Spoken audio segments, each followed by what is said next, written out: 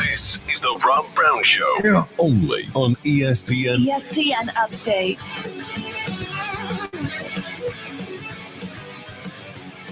All right, ladies and gentlemen, what do you say we get this bad boy underway? Rob Brown Show's on the radio. This is ESPN Upstate. Hello to you, and how do you? South Carolina. It is great to be with you once again. I am Rob Brown, back in the network studio in charge of buttons, switches, levers, knobs, gears, pulleys, fulcrums, and all other apparatuses to get us on the air and sound as good as we do every day. The great one. Hashtag Dad Kicks. Colonel Grudge. The Alpha and the Omega of ESPN Upstate. The conductor of the Symphony of Sound. The content cash cow, Lonzo. In charge of the broadcast. What up, Zo? Happy Thursday, yo. Yes, indeed. It is Friday Eve. You know Thursdays are busy shows. We got Lonzo's Fight Club coming up at 2:20, talking all combat sports in the upstate. We've got Rashad Beard of the Panthers Nation podcast joining us at 1 o'clock. We will continue to discuss the fallout of the Carolina Panthers trade. So stick around for that. We have got great news for the Clemson Tiger football team as they get a bit of an unexpected surprise back on the defensive side of the football. I've got the most feel-good story that you're going to hear all coming up for you later on in the show. Major League Baseball once again. The worst umpire that stands out for being bad umpires is back in the news. We're going to tell you who that is, who happened. It won't be a shock to anybody that has been following the MLB in the NBA. Your MVP race is over, ladies and gentlemen. It is time to declare the winner, and I am going to tell you who it is taking home that trophy with just about 9 days separating us from the NBA playoffs tournament, and a whole lot more on the broadcast today. So let's jump right into it, Zo. Let's not even waste time. Let's get right down to that little song and dance we like to do to start the show. Let's do lunch. It's a very nutritious lunch. All the food represented. What in the wide world of sports is going on here?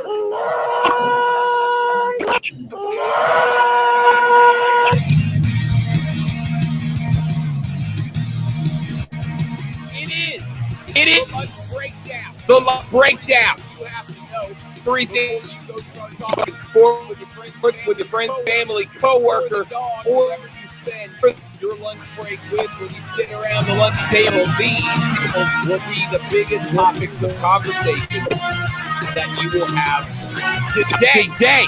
Item number one on the lunch breakdown. We saw a few fans get outraged at European soccer for the discussion and creation of a super league that would see basically 14 plus of the best teams in European soccer get away from their domestic leagues and create one league open only to them. Well, now the PGA Tour faces the same situation. It was announced about a week ago that a Saudi Arabian-backed Super Golf League had offered as much as $30 million contracts to some of the top tour players, including world number one Dustin Johnson, Brooks Koepka, Justin Rose, Phil Mickelson, and others. The premise, known as the Premier Golf League, was pushing top players to commit to their circuit, which would feature F1-style teams and an international schedule with plans to start play in September of 2022. The PGA Tour, not a big fan of that premise. In fact, PGA Tour Commissioner Jay Monahan has sent a clear to the membership of the PGA Tour that if they were to join, there would be punishments. Monahan acknowledged that the new league poses a competitive threat, and that the tour was aware that officials from the proposed circuit had been recruiting many of the game's top players the last few weeks in Florida. He also echoed his promise to tour and its players and sponsors. According to one player via a YahooSports.com article, one player who attended the meeting, Monahan said he was not aware of any communication between officials with the Super Golf League and any of the major championships or various media companies that might be included in a new broadcast agreement. The commissioner also addressed the Player Impact Program, which was created this year, and initiative is designed to encourage top players to become more invested in the tour and more invested in fan engagement. The program that he brought forward will be based on several measurements, including a player's Q rating and social media engagement, and is designed to reward the tour's most impactful players via a $40 million bonus pool. Well, the only question about the success or failure of this Super League will be the commitment of the players. Will they be willing to jump ship away from the PGA Tour, considering there is a better than average that they would likely be removed from the PGA Tour if they elected to join this new tour? Well, a number of golfers have been asked about this so far, and they seem to be split about the premise. Phil Mickelson, a guy who is known for cracking jokes and having a little fun when he speaks to the media. Yesterday was deadly serious when talking about the Super Golf League, the Premier Golf League. He said, quote, "It's a big deal to give up control of your schedule. I don't know if the players would be selfless enough to do that," end quote. Others, Justin Rose said he is conflicted about the premise. Why? Because he could be banking more than $100 million per year if he was to join the Premier Golf League, but doing so at the risk of being booted off of the sport's two main tours, as well as eliminating himself from the majors and the Ryder Cup.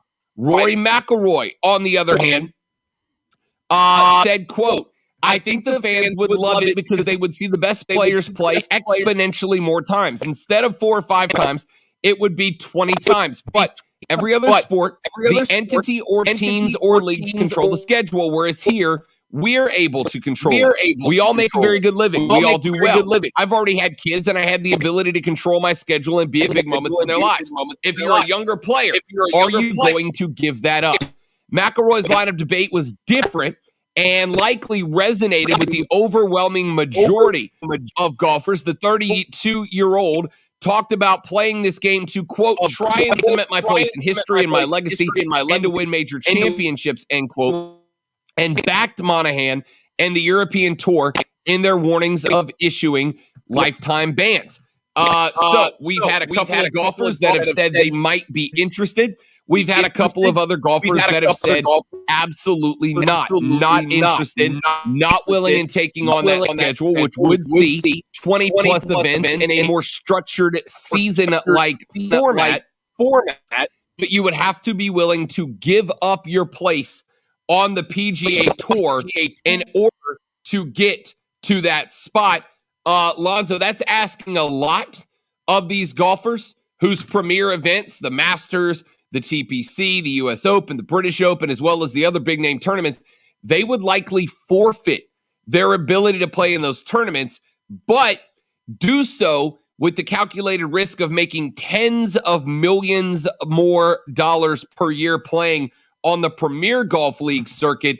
That's a big question mark, man. Big question mark for me. Well, I understand that you have to get your PGA Tour card and all that kind of stuff, but in the end, aren't you a private contractor and in business for yourself? That's what a golfer is. a golfer is they are their business. And if you can take your business elsewhere and make a whole lot more money, I think a lot of these guys are going to say, yep, see ya. Yeah, I'm sure there will be some to whom the money is more important. I mean, look, I've said. I mean, would you be beholden to the PGA Tour? No. Like, would I owe the PGA Tour any loyalty? Right. No, I mean, it's easy to say no on the outside, right? All right. Let's say that they throw down the gauntlet and say, okay, you can go ahead and go, but you'll never play the Masters again. That is what they're saying, basically, without making that threat. It's a thinly veiled threat that if you move over, you will not play on the PGA Tour, which includes the Masters, includes the Players' Championship, includes the British Open, because the European Tour will kick you off as well. It includes the U.S. Open. How quickly would they drop their stance, though, if all the major players go elsewhere? And that's the thing. This would only work, I think, if all the big names united to move over and play. And as you've heard, some of the older players, the Phil Mickelsons, etc., they're not going to do it.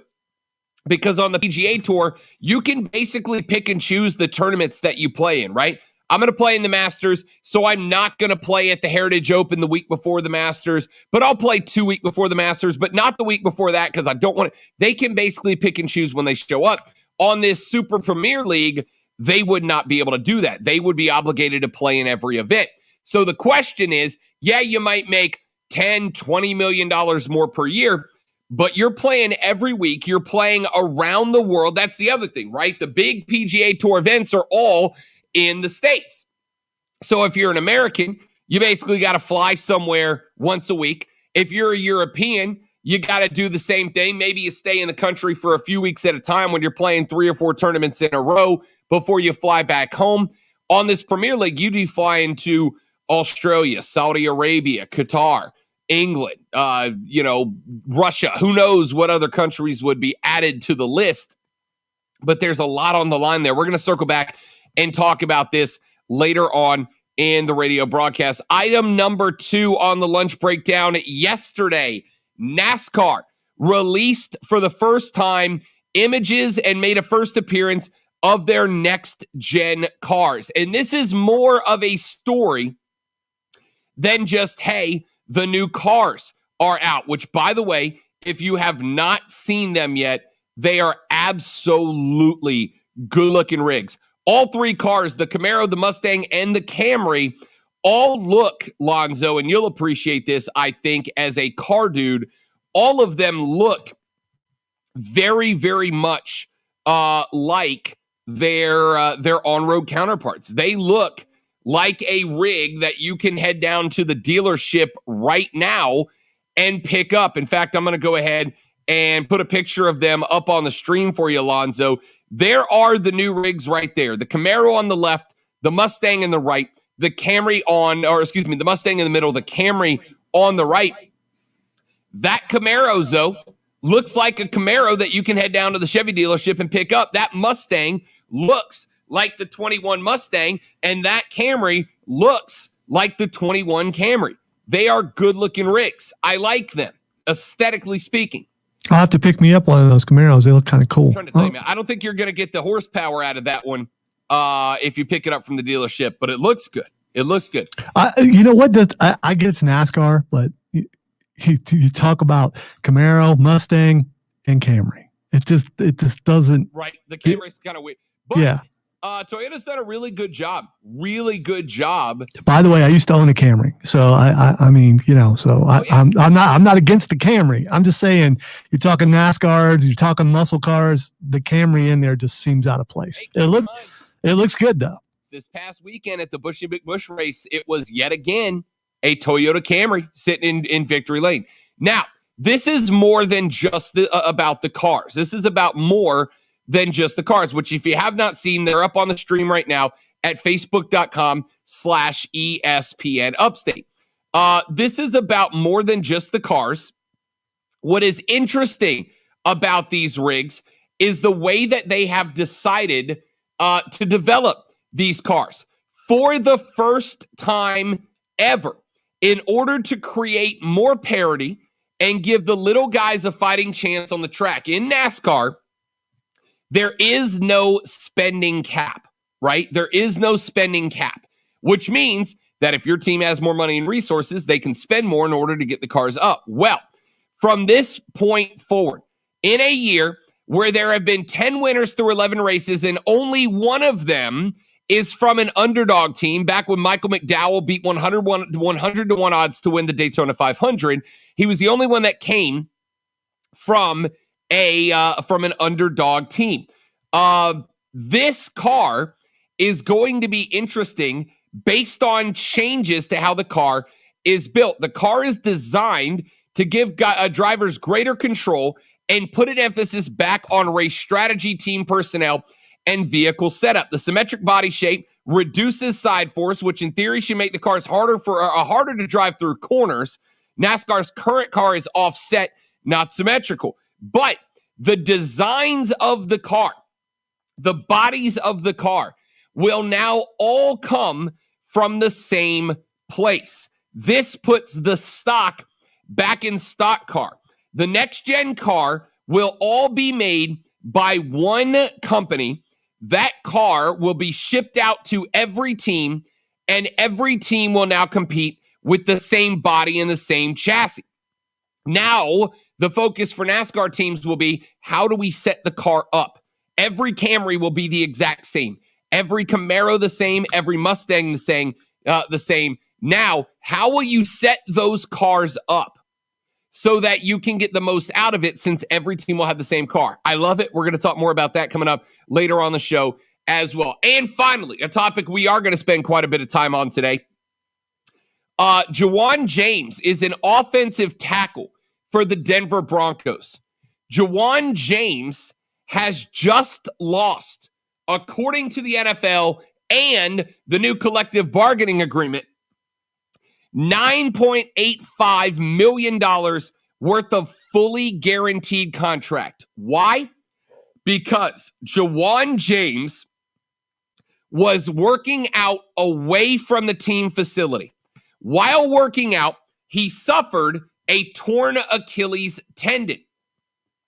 The NFL made the announcement yesterday that per the terms of the collective bargaining agreement in place right now, any injury sustained to a player away from the field is now considered a non-football injury, and non-football injuries are not covered by the CBA for players to continue to collect on guaranteed money. So Jawan Williams, who was expected to make $9.85 million this year as a guaranteed contract starting right tackle, will now get $0 out of it. Will now get $0. And NFL players, as you would assume, are not thrilled. Not thrilled. Why is it set up that way? It was set up that way because so many players have agreed not to participate in voluntary organized team activities. The voluntary OTAs we have had so far, at last count, I don't think any more have joined, but 20 teams have had their players band together and said, we will not show up for voluntary workouts as long as the pandemic is ongoing. We will show up for the workouts that we agreed to in the collective bargaining agreement. But obviously, players want to stay in shape. Players want to be at the best in their ability. They want to be in the gym. They want to be on the field. However, that is now not covered by the NFL CBA that is currently in place. And Jawan Williams just lost $9.98 million for working out away from the team. We are going to talk more about that later on the show because the players are outraged, but do they have a right to be? That is coming up very shortly. My name is Rob Brown. Lonzo back at the helm. Let's take our first break. When we come back, Clemson gets some great news about its defense with a player who was expected to be gone returning to the lineup this year. Who is it, and how does it impact the Tigers? That's next on the Rob Brown Show and ESPN Upstate. Prisma. The Rob Brown Show. Listen on your computer and tablet at ESPNUpstate.com. Speaking of the Clemson Tigers, their priority is to find a way to keep their players healthy and at their best. That's why they use Prisma Health of the Upstate. But they are not alone. The Gamecocks of South Carolina are in the same boat when they have a player who has a health concern. And that can be anything from an injury suffered on the field to a sickness or anything else that might pop up. They call Prisma Health as well. Prisma Health, the official healthcare provider for both the Gamecocks and the Tigers, and they want to be the official healthcare provider for you and your team as well. And if South Carolina and Clemson both agree that this is the healthcare provider of choice for them, you can trust that you will feel the same way. Go to their website right now at prismahealth.org. Prismahealth.org. You can find a location, choose from more than 2,400 providers across the upstate and the Midlands. Schedule an appointment with them as well. It's safe, it's easy, it's convenient, and it's all set up that way just for you. Again, their website, prismahealth.org. Prismahealth.org. Go there, get yourself taken care of by the folks that the Tigers and the Gamecocks have. Take care of them. It's our friends at Prisma Health here in the upstate. Automotive Map.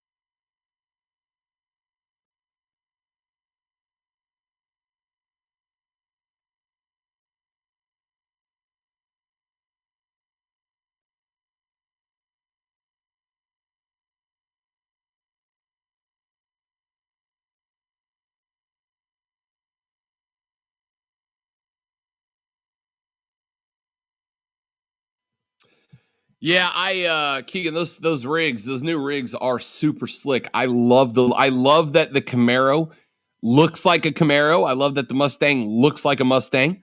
I love that the Camry looks like a souped up version of a Camry.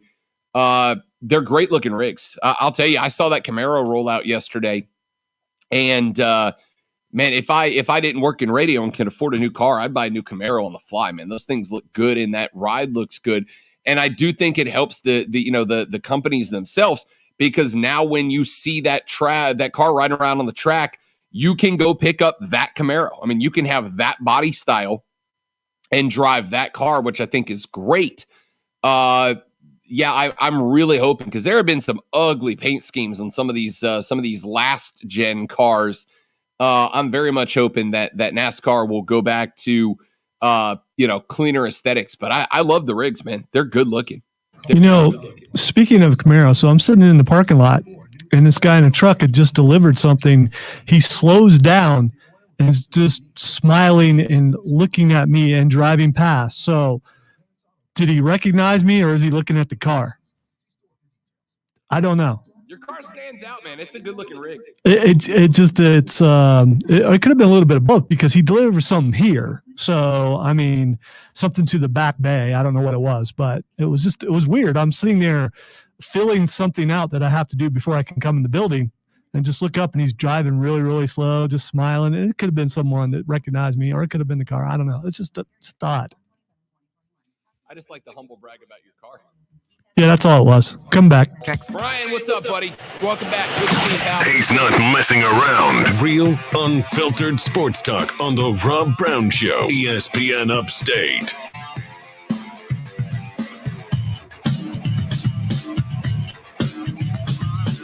All right, great news for your Clemson Tigers, ladies and gentlemen, as they get a massive piece back to their defense. Last year, defensive end Justin Foster had to miss the 2020 season because he got COVID-19. He also suffers from asthma. And folks who have gotten asthma and get impacted by COVID, they can have a rough go of it. Foster had a rough go of it, decided that was enough to justify calling it a career. So the 6'2", 275-pound senior from Shelby, North Carolina, decided to give up the game because of lingering effects of contracting the coronavirus combined with his asthma. But he has said that last week he went back to the doctor, had an appointment, and said he got encouraging news and that he feels good enough to start working out. So who's the first person he called? He got on the horn with Dabo Swinney and said, "Coach, I want back in." And Dabo said, obviously, hell yeah. Dabo Swinney said he wanted to come back. And that quote, "It's not often you get a call from a great player that you think is gone, and he says he's coming back, so it's just a great thing." Foster has played in 39 games, made 13 starts. From 2017 to 19, he has 66 career tackles, 7 sacks in that list as well. He said that throughout his illness and recovery, doctors couldn't give him a timetable of when he might feel well enough to play. And that's why he stepped away back in February before Clemson began their spring workouts. He said, quote, "If I didn't come back, it would have been what it is, and that would have been the reality of the situation. But at the end of the day, I am happy that I'm getting better, and I want to come back and play." Clemson finished 15th nationally in yards allowed defensively last year, giving up 326 a game, which is a pretty good number. But obviously, they could have really used Justin Foster in that matchup against Ohio State in the college football playoffs semifinal. So this is a big-time, I guess, addition, because they didn't think Justin Foster was going to be back on the field for the Tigers this year. I mean, if nothing else, though, it's a feel-good story for Justin Foster. You hate it when players don't get to walk away the way that they want to walk away, or at least walk away off of the field one last time, knowing that it's their one last time.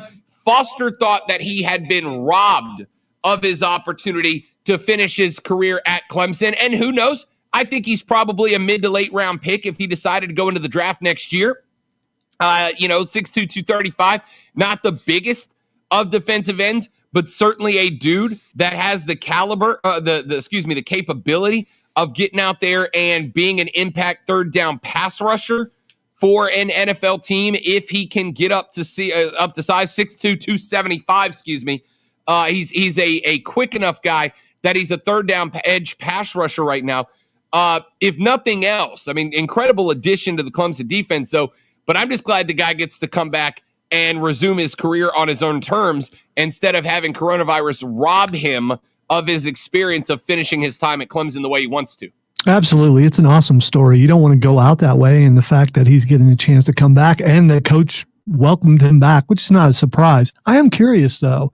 I'm guessing he kept a scholarship while he was out, right? So I'm asking just for this reason. I wonder if a kid comes back who you weren't expecting to come back, does someone else lose a scholarship? Good question. And and those of you who think I'm a Clemson hater, it has nothing to do. I'm just curious from that standpoint how that works. But I am guessing because Clemson seems to do pretty well by their players and their kids that he probably kept his scholarship. So, yeah, I believe in a situation like a medical hardship, you get to stay on scholarship and it doesn't count towards the team. But in this case, my man gets to come back. And I'm pumped for him. I really am. And I'm pumped for Clemson in this case, right? I mean, we already know that Clemson's on it's certainly not a rebuild. I mean, they got enough 5 stars and 4 stars to call it a reload, not a rebuild. Yeah, and all those players get to play all through the season. So it isn't like there's that many kids that are coming on who've never played it down. So they should be fine. But it's great getting someone back who already knows the plays, already knows the system, all that kind of stuff, and was very productive in it. Yeah, absolutely. Is a stud. Absolutely right. The dude knows the system. He knows the coaches. He knows what they expect out of him. And here's where we talk intangibles. A guy, Zoe, that I would be willing to bet will be inspired to raise his game this year because now he has a new appreciation for just having the ability to play that I think a lot of guys kind of take for granted, especially guys who have been around 3 or 4 years. They kind of take the ability to play ball for granted. Here's this cat that had that ability to play taken from him through no fault of his own, who now is going to go out there, I think, knowing that any game could be his last game. I love this for Clemson. I love this for Justin. And again, you go back, you look at that Ohio State game from last year. I don't think, Zoe, that Clemson is going to face a quarterback like Justin Fields this year. I don't, unless they make the playoffs and a Spencer Rattler makes it. Yeah, definitely not in the ACC. They won't. They won't in the ACC. They won't out of conference. The only time that they might face a quarterback, the likes of a Justin Fields, who tore them a new one in the national championship, in the national championship semifinal, would be if they make it back to the national championship semifinal and a Justin Rattler or a, I don't know, surprise unknown pops up and starts having that legacy. But if that was to happen, having Justin back on the field gives you a huge advantage over the spot you were in last year where you were playing with a defensive end who didn't have that prowess. So congratulations to Justin. Clemson, excited for your defense getting back up to full strength. That's great news. Let's take a quick break. We'll come back here in just a minute. Your NBA MVP race, ladies and gentlemen, I'm calling it early, is over. It's over. And I'll tell you who the winner is after an outstanding performance last night when we come back on the Rob Brown Show. This is ESPN Upstate.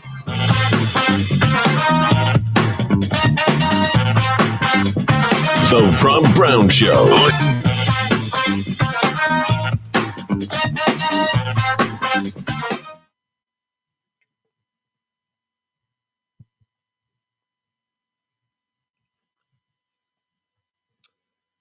Great input, Keegan. Solid input there. I appreciate it. That's one of the most eloquent and in-depth chat comments we've gotten so far on the stream. Very well done. I'm guessing at the time that came that it was directed at me, but I could be wrong. I suspect, based on the comma at the end, that Keegan started to type something out, was called away by his significantly better than him other, and then did not finish his comment. But we'll find out if he makes his triumphant return. To everybody else on the stream, what's up? Thanks for hanging out with us. Happy Thursday. Rashad Beard coming up in half an hour to talk Panthers ball. Fight Club coming up at 2:20. Pretty pumped about that. Speaking of which, did you watch last night? I did watch last night. Okay, because that will be a big topic of discussion, especially since, and I'll give this away a little bit, Chris Jericho is trending. Break the walls down! But he's trending for a very stupid reason, and we'll talk about that at 2:20. Not him, the fans. That match was really, really good until the last 6 minutes or so. Things started getting slippery. I think that's part of the problem. I think that was part of the problem. Yeah. And what the hell? We'll talk about it now because I want to.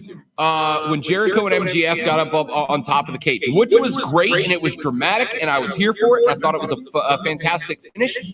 The fact that they just stopped showing an 8-on-8 brawl full of blood in the blood and guts pay-per-view that was happening in the 2 rings in the steel cage underneath, and you could hear big shots happening. You could hear the fans reacting to it, but we got Jericho and MGF locking each other into holds for 3 minutes apiece on top of the cage, and that's all we got to watch. I understand that's the feud you're focusing on. That's the end game feud is Jericho and MJF. I understand that. I like it.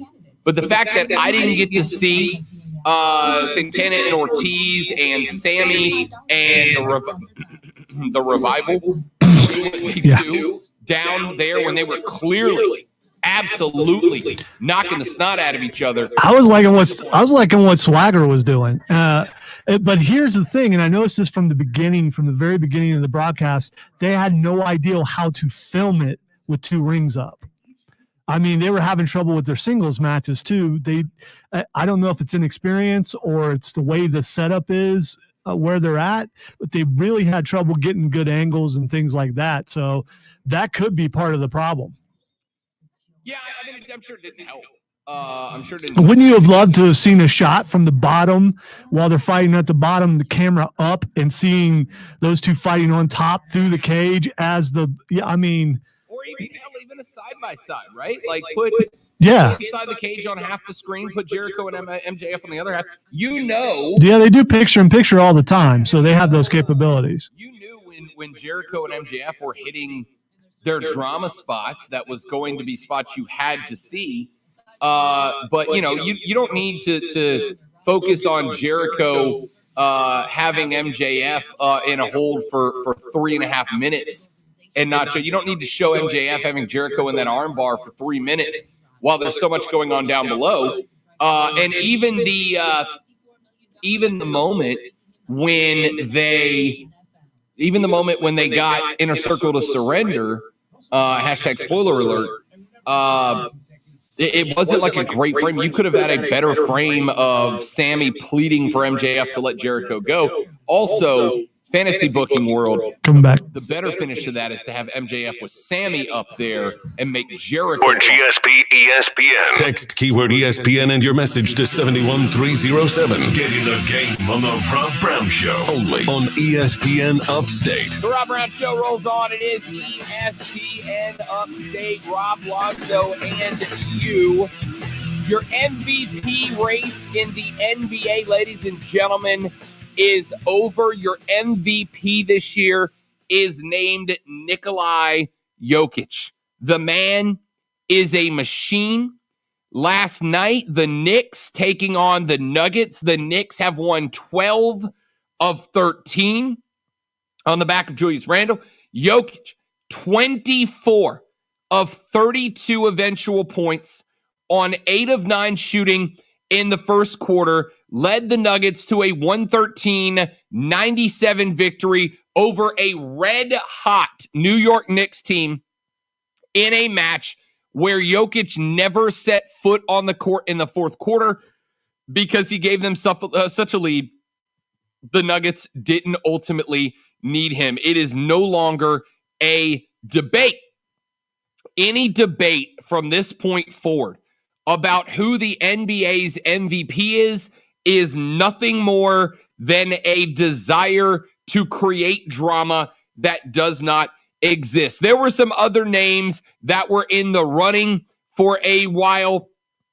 LeBron was in the running for a while until that ankle took him out. Some people are going to argue that Julius Randle, Joel Embiid before his injury, all these guys were in the running, but Nikola Jokic is the guy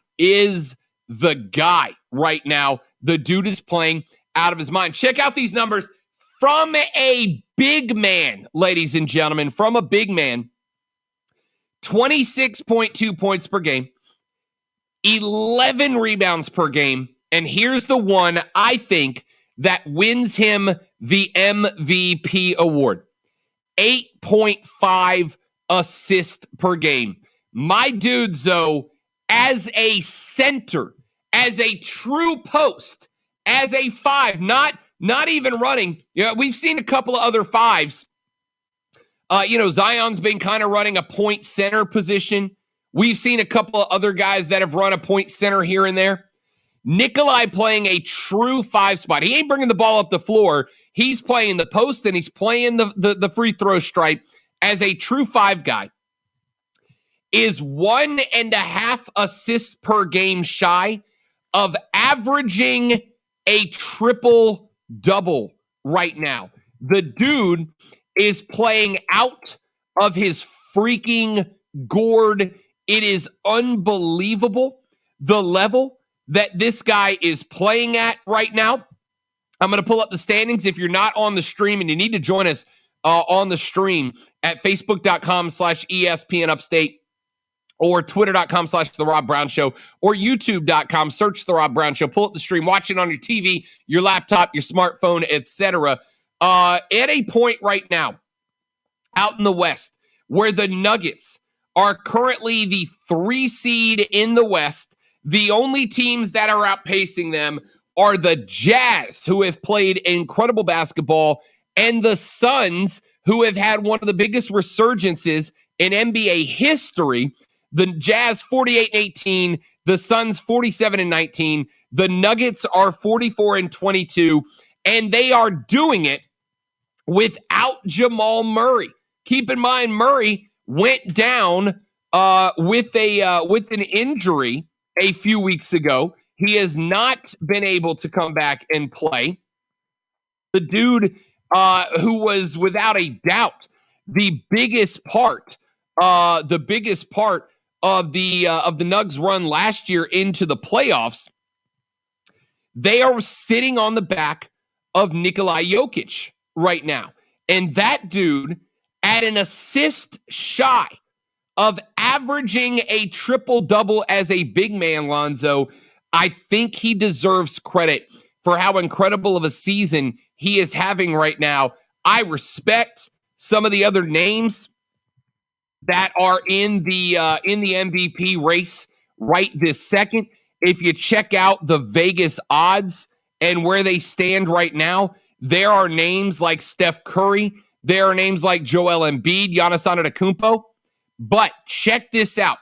If you look at the Vegas odds right now, and that's where anytime that you have a question about what is more or less likely going to happen, go look at where the Vegas odds are. Those guys are very good at their job.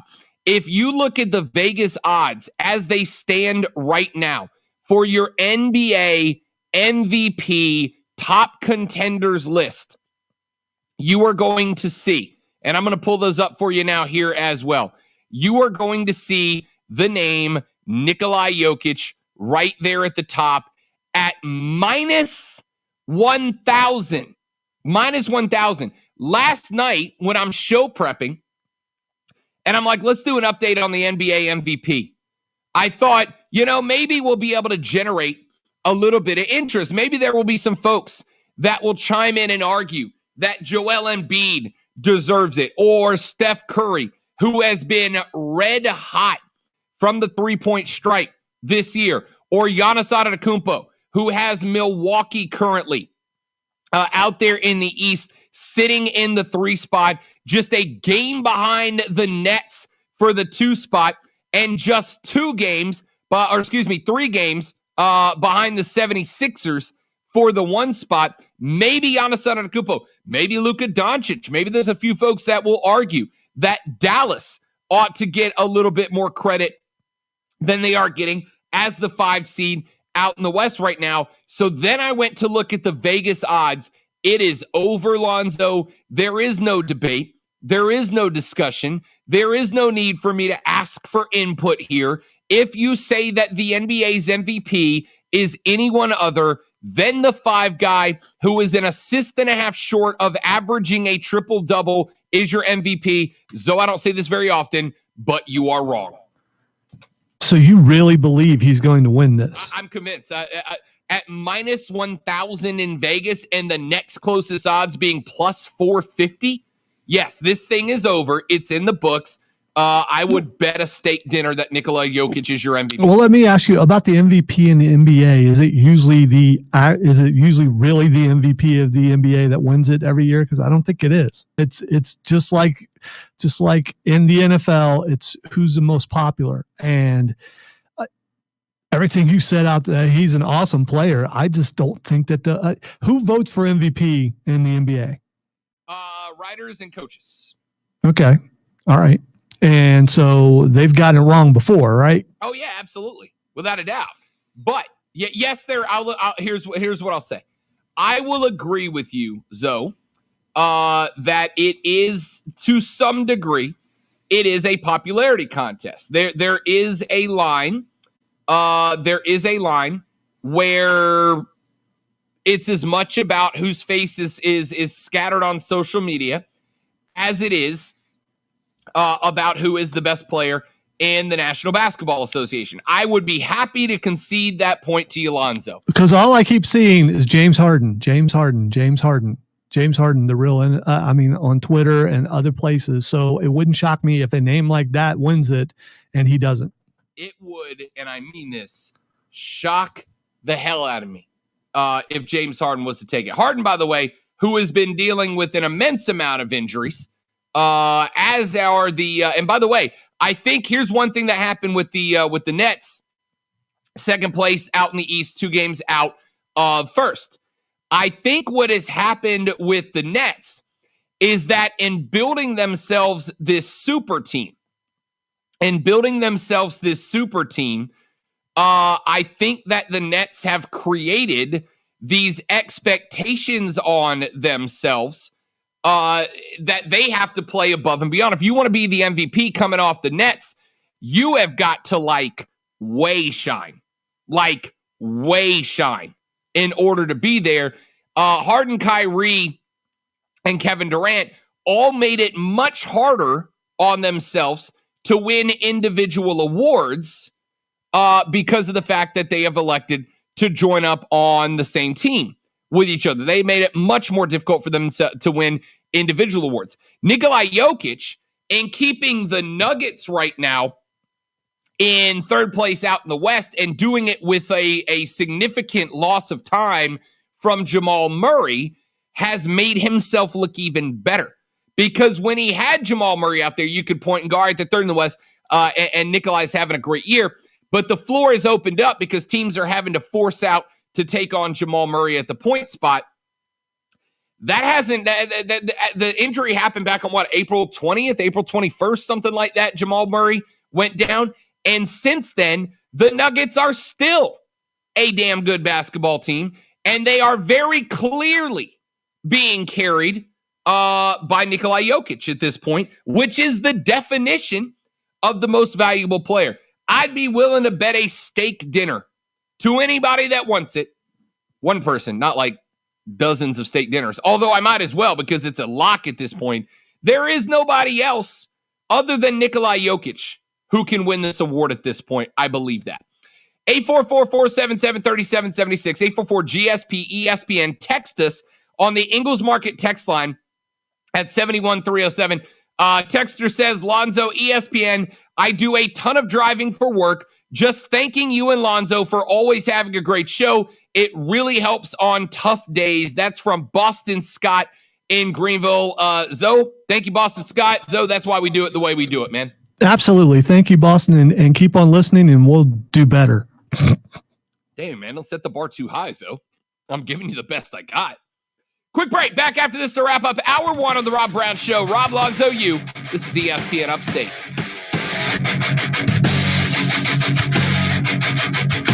The Rob Brown.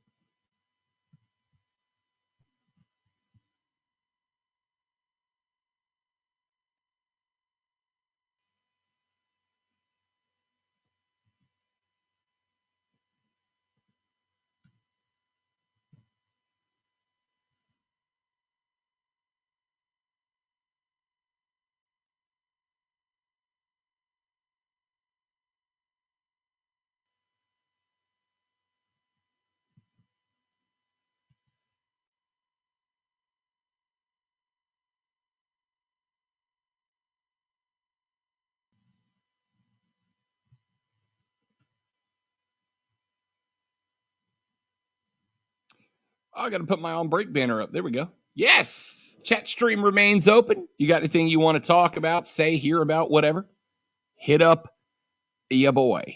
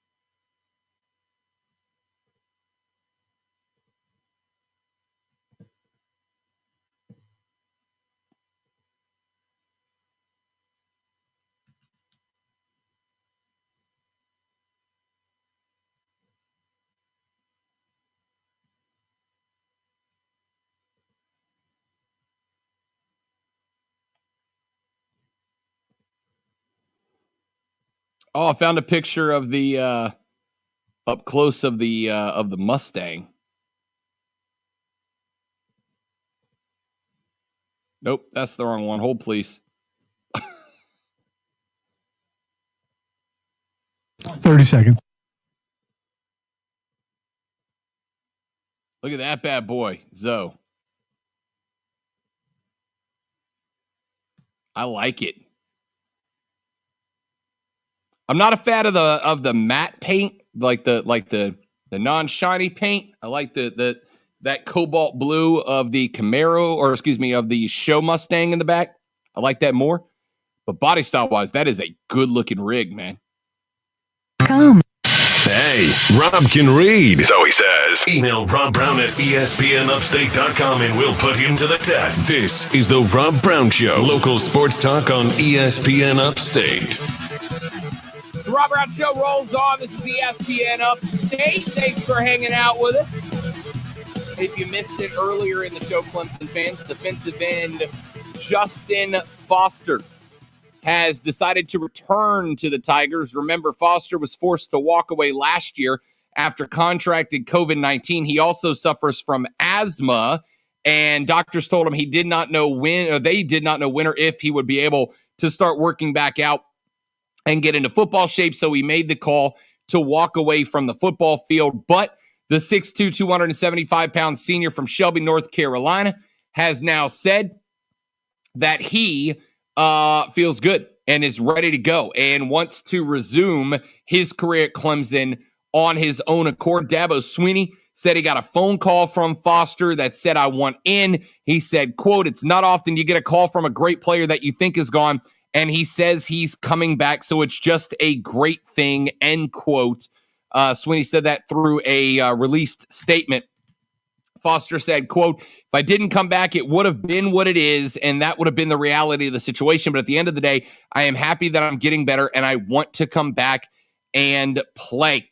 326 yards a game allowed by the Clemson defense last year. That average obviously went up based on the game against Ohio State, where they gave up like a lot of yards and a lot of touchdowns. They could have used Justin Foster in that spot.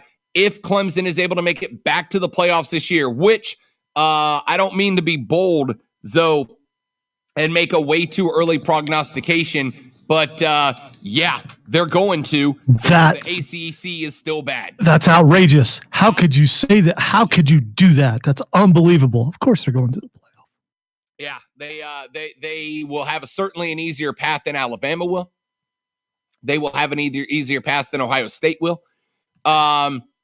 Oklahoma, I would say, I don't know. Does Oklahoma, we read their schedule yesterday. I don't know if Oklahoma has an easier pass to the playoffs should they go undefeated, because there's a couple of teams in the Big 12 that might jump up and bite them.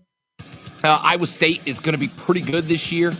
But if Justin Foster is back, that will make an easy path that much easier for Clemson. Quick break. Rashad Beard of the Panthers Nation podcast joins us next on the show. The Rob Brown Show rolls on. This is ESPN Upstate.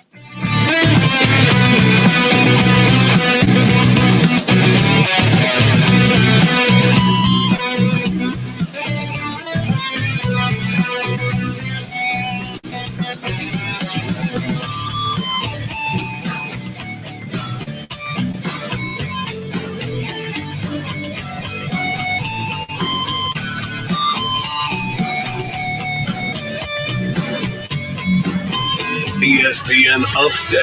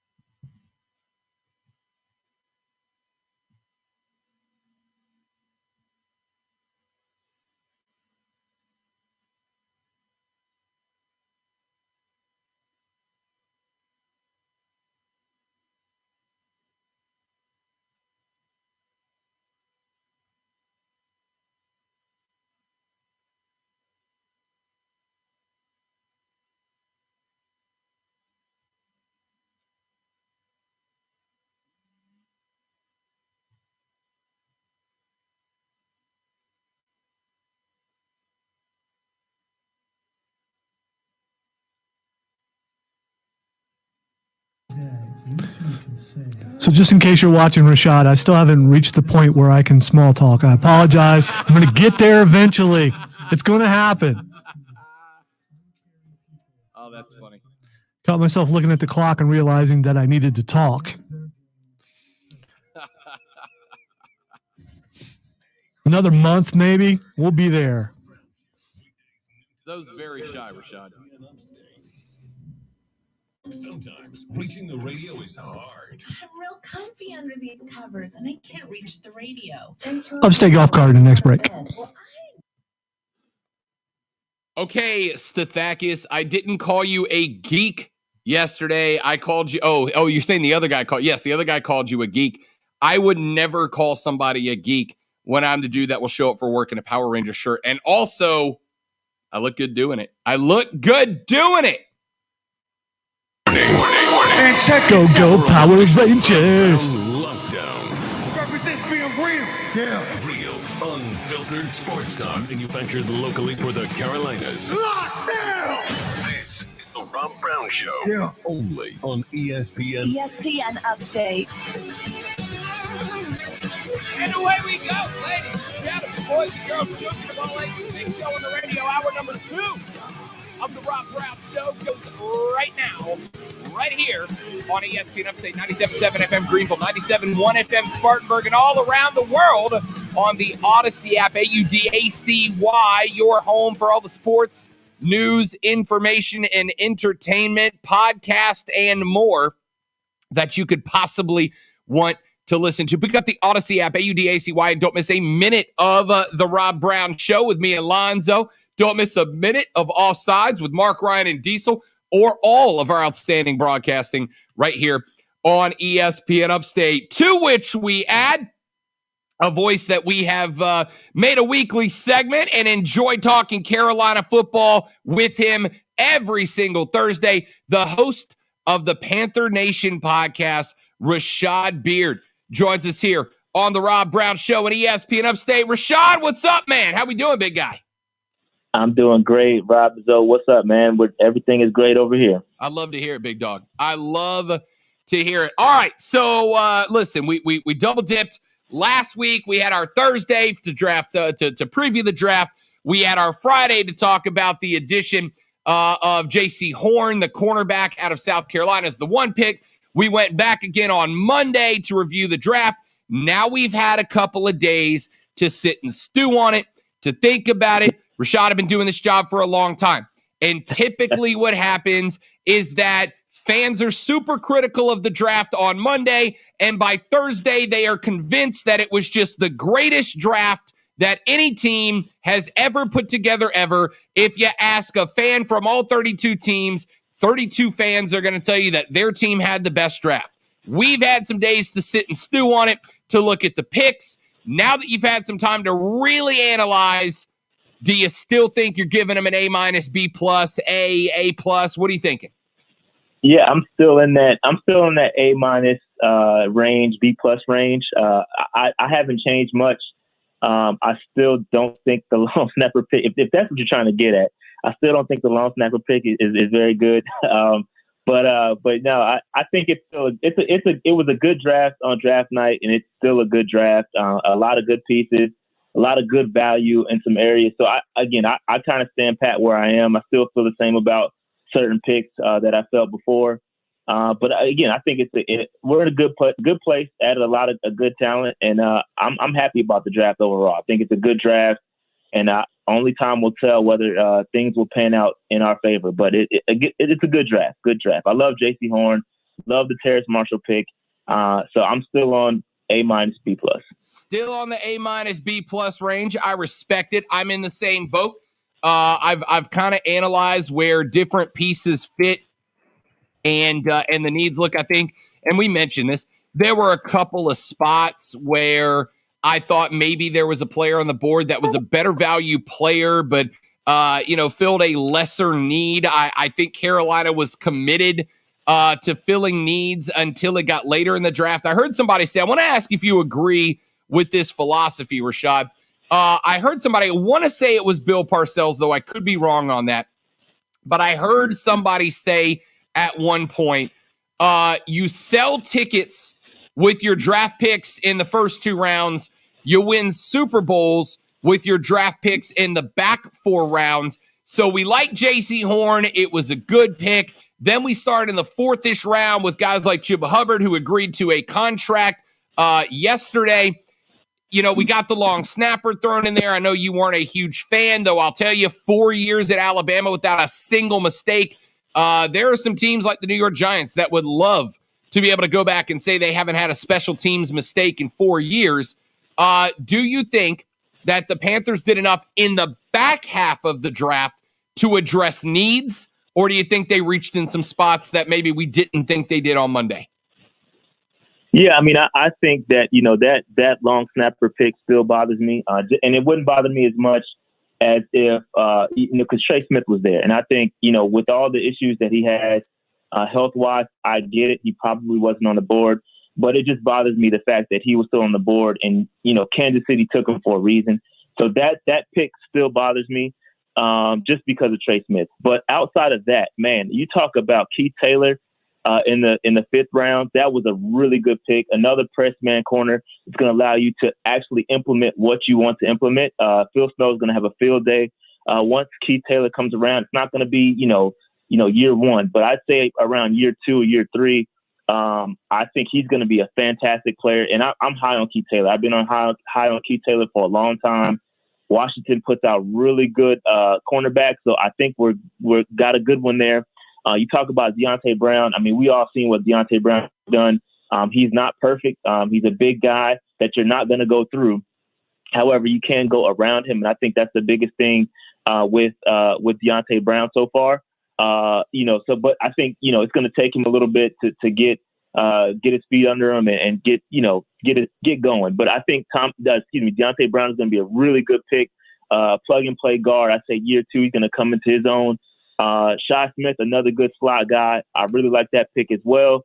Davion Nixon, he's a steal.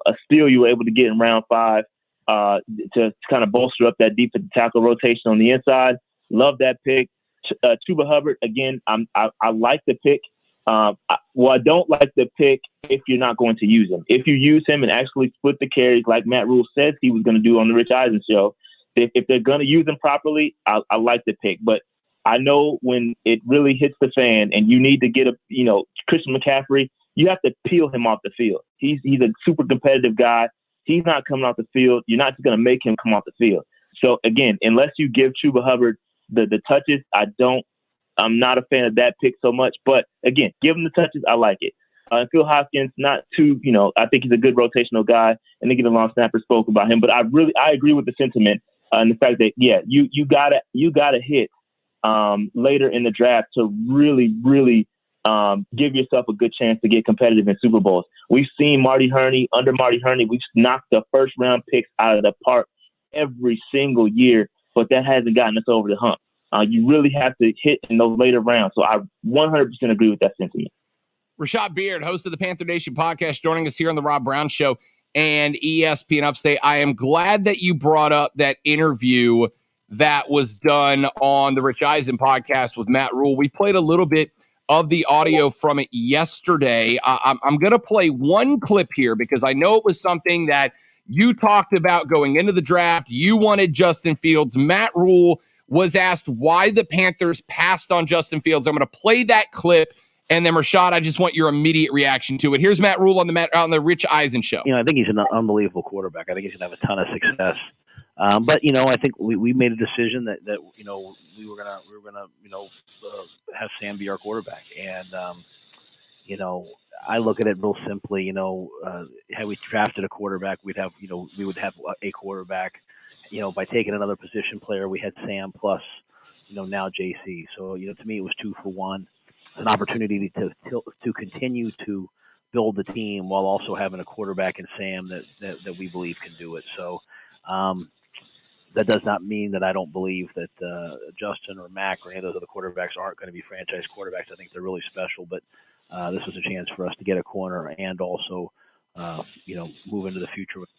So there's a little bit of what Matt Rule had to say on why they passed on Justin Fields. I know you, Rashad, my partner in crime in the afternoon, Mark Ryan, when they passed on Justin Fields, he said he was, and I quote, devastated, end quote. Has the blow been softened a little bit with with a couple of days passing?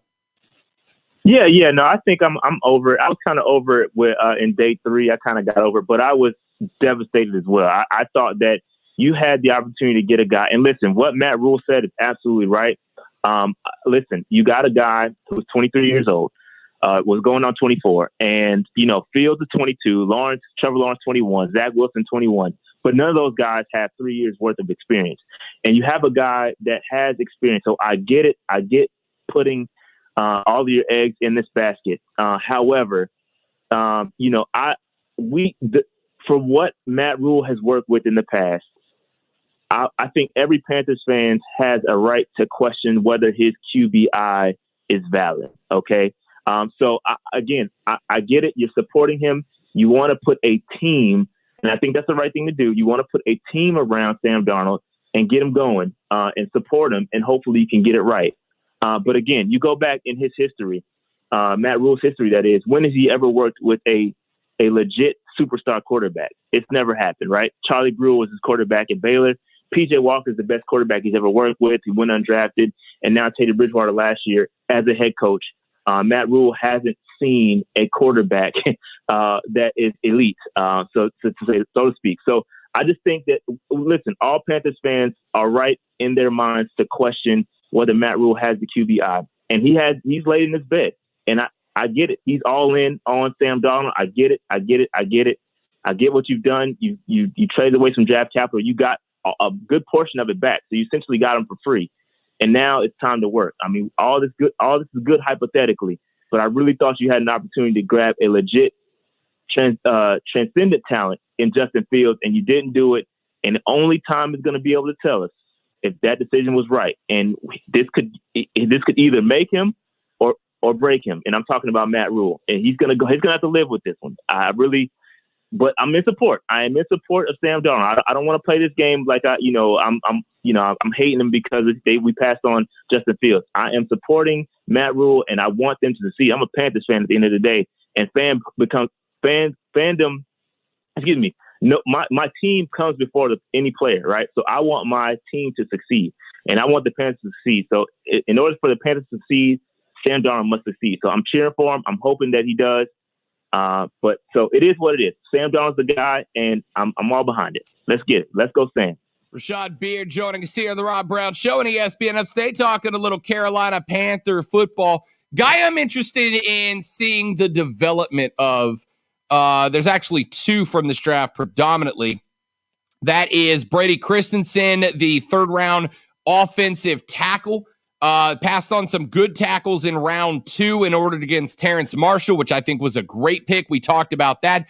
They get their guy, the man who spent his career blocking the blind side for number 2 overall pick, Zach Wilson. Guy that seems to fit into the Panthers scheme well, but the Panthers brought in Cam Irving in free agency, gives Christensen some time to sit and develop.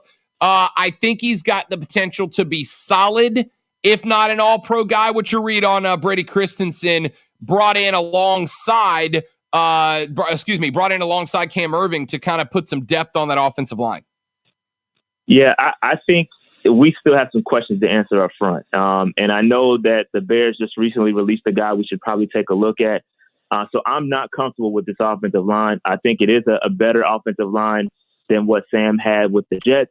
But I still think we have some questions to answer. And I don't know that Christensen is going to be a plug-and-play left tackle day one. I think he's going to have trouble beating out Cam Irving, a guy that has a ton of experience. But you're right. He does have a chance to sit back. And I think the thing about Christensen is he can also play all across that line. He's a guy that can play, and he mentioned himself, he can play, guard, center, and tackle. So he can do all of them, which is good for him. I think that'll help him get some immediate action, maybe at one of the guard positions, and then he can slide out. I'm interested to see what they do with Moton, because there's been some buzz as to he wants big money, and the only way to justify that big money is if he makes the move to left tackle. I don't know if that's going to happen or not. I don't know if that's the best thing for him. Might be the best thing for his wallet, but I don't know if it's the best thing for him as a player. So I don't know. There's questions that need to be answered with the offensive line, and I'm not comfortable with Cam Irving there, and I'm not comfortable with Brady Christensen there starting out week 1. So time will tell with that left tackle. We've got to fix it. That's something I still have question marks about. Talking with Rashad Beard, host of the Panther Nation podcast here on the Rob Brown Show and ESPN Upstate. Last guy I want to ask you about individually, Rashad, is Shi Smith. You bring in the former Carolina Gamecock along with his partner, J.C. Horn. I think it's a depth pick, right? Like, I don't see him as a starter, at least not in the first couple of years. I see him as an option if you get into obvious passing downs, you're third and long, you need somebody to stretch the field out. If he can pick up the scheme and keep his head on his shoulders, there were some questions about personality and work ethic. But if he can keep his head on his shoulders, learn the scheme, I think Shi Smith becomes one of those almost kind of Brandon Cook style receivers down the line of guy that's out there. You know why he's out there. You know what he's going to do when he's out there. And it's just, can you stop what he has the natural talent to do? Can he fit in with that style of play? And is that a style of play that Carolina will adopt should they find themselves in some long distance situations? Yeah, man, I think I like the Shi Smith pick. Again, Matt Rule has seen him at the Senior Bowl. So I think he got a really, really good look at what he could do. And I think he was dominating out there in the Senior Bowl. And you saw some really good route running. Again, I think you hit it right on the head. That third down, kind of Curtis Samuel kind of mold. where, dude, you just get open and he's able to kind of use his route running ability, get open on third down, third and short, third and long, and you just give him the football. He's got good speed. He can challenge dudes downfield. He can fight through some collisions. I think he has some gadget things he can do too. Got some gadgets in his game. I like him a lot. And another thing that we're not really talking about is his kick return experience. I think he can offer some, and that's how he's going to get on the field, right? Get him some special teams snaps and have him kick return, punt return, things like that. So I like him. I like Shi Smith a lot. Again, like you said, I don't think he's going to come out week one being a starter and getting a ton of snaps. But, a couple years down the line, I think he could be a really, really good player. And listen, that's what you're getting in the 6th round. We're not expecting him to come out there and be a day one starter. So give him some time, let him develop, and I think you'll have a good player on your hands in a couple of years. Rashad Beard is the host of the Panther Nation podcast. You can find them on Twitter at Panther Nation PC. But more importantly, go grab them on YouTube. They stream live every Monday. And I say every Monday, y'all, it felt like, especially during the draft, y'all were going live about every 7 minutes. There was another video going up. Go to YouTube, search Panther Nation Podcast. If you're a Panther fan, they are an absolute must add to your entertainment cycle. Rashad, my man, it's always great to talk to you, buddy. I appreciate you taking the time, big guy. Yeah, thanks for having me, bro. Always, brother. Always. That's Rashad Beard from the Panther Nation podcast. Let's take a quick break. We'll come back. We will get on with our second segment here in hour number 2. Plenty more stuff to talk about around the corner, including baseball's worst umpire, once again being baseball's worst umpire. Back after this on the Rob Brown Show and ESPN Upstate. Golf cart.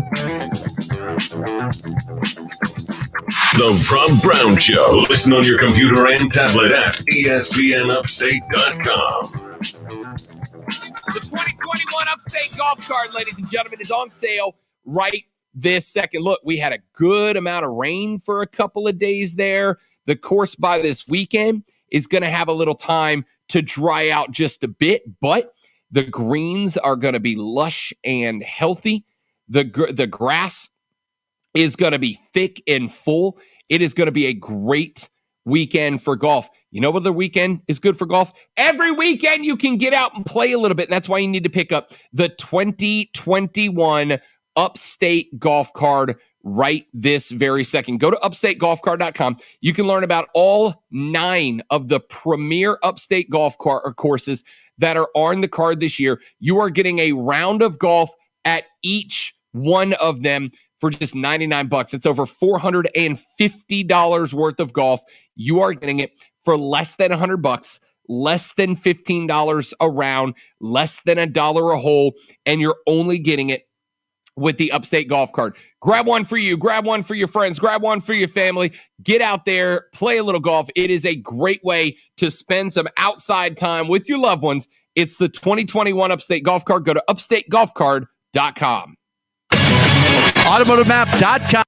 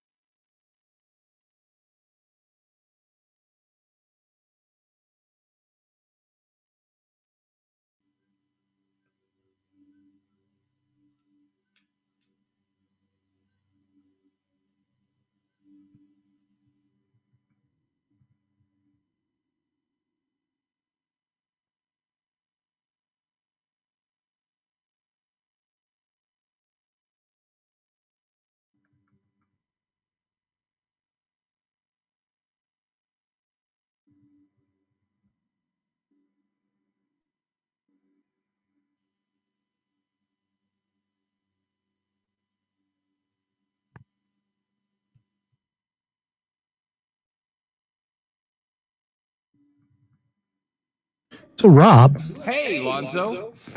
I don't know if it will be back this year, but there is a big Renaissance Festival in North Carolina. Yes, I am in. Which is where I got the shirt from. I don't know if you can see it. Hang on, let me click back over. Yes, very nice. Very nice. The shirt's actually like 7 or 8 years old. But it's one of those that's around every year, or it has been. I'm sure it was closed last year. I didn't even bother checking. And it's on the fairgrounds. They have jousting and a ton of vendors, street performers, lots of really, really cool stuff. So I am in. It takes like an hour and a half to get there from here, though. I don't care. It's outside of Charlotte. So back down in Pensacola every year, though, they did a Pirate and Renaissance Festival. It was 2 festivals, Pirates and Renaissance. And I say this, Renaissance festivals are one of those things that, like, I understand when people go, wow, that's one of the nerdiest things I've ever seen. But they are a blast, man. They're a lot of fun. Oh, yeah. You haven't lived until you've seen dudes joust. And they joust, not like they pretend to. Like, they knock the crap out of each other. It's unbelievable. And it's one of those where, you'll see a couple guys walking down the street, and suddenly they'll make eye contact and decide to break out in a sword fight in the middle of the festival.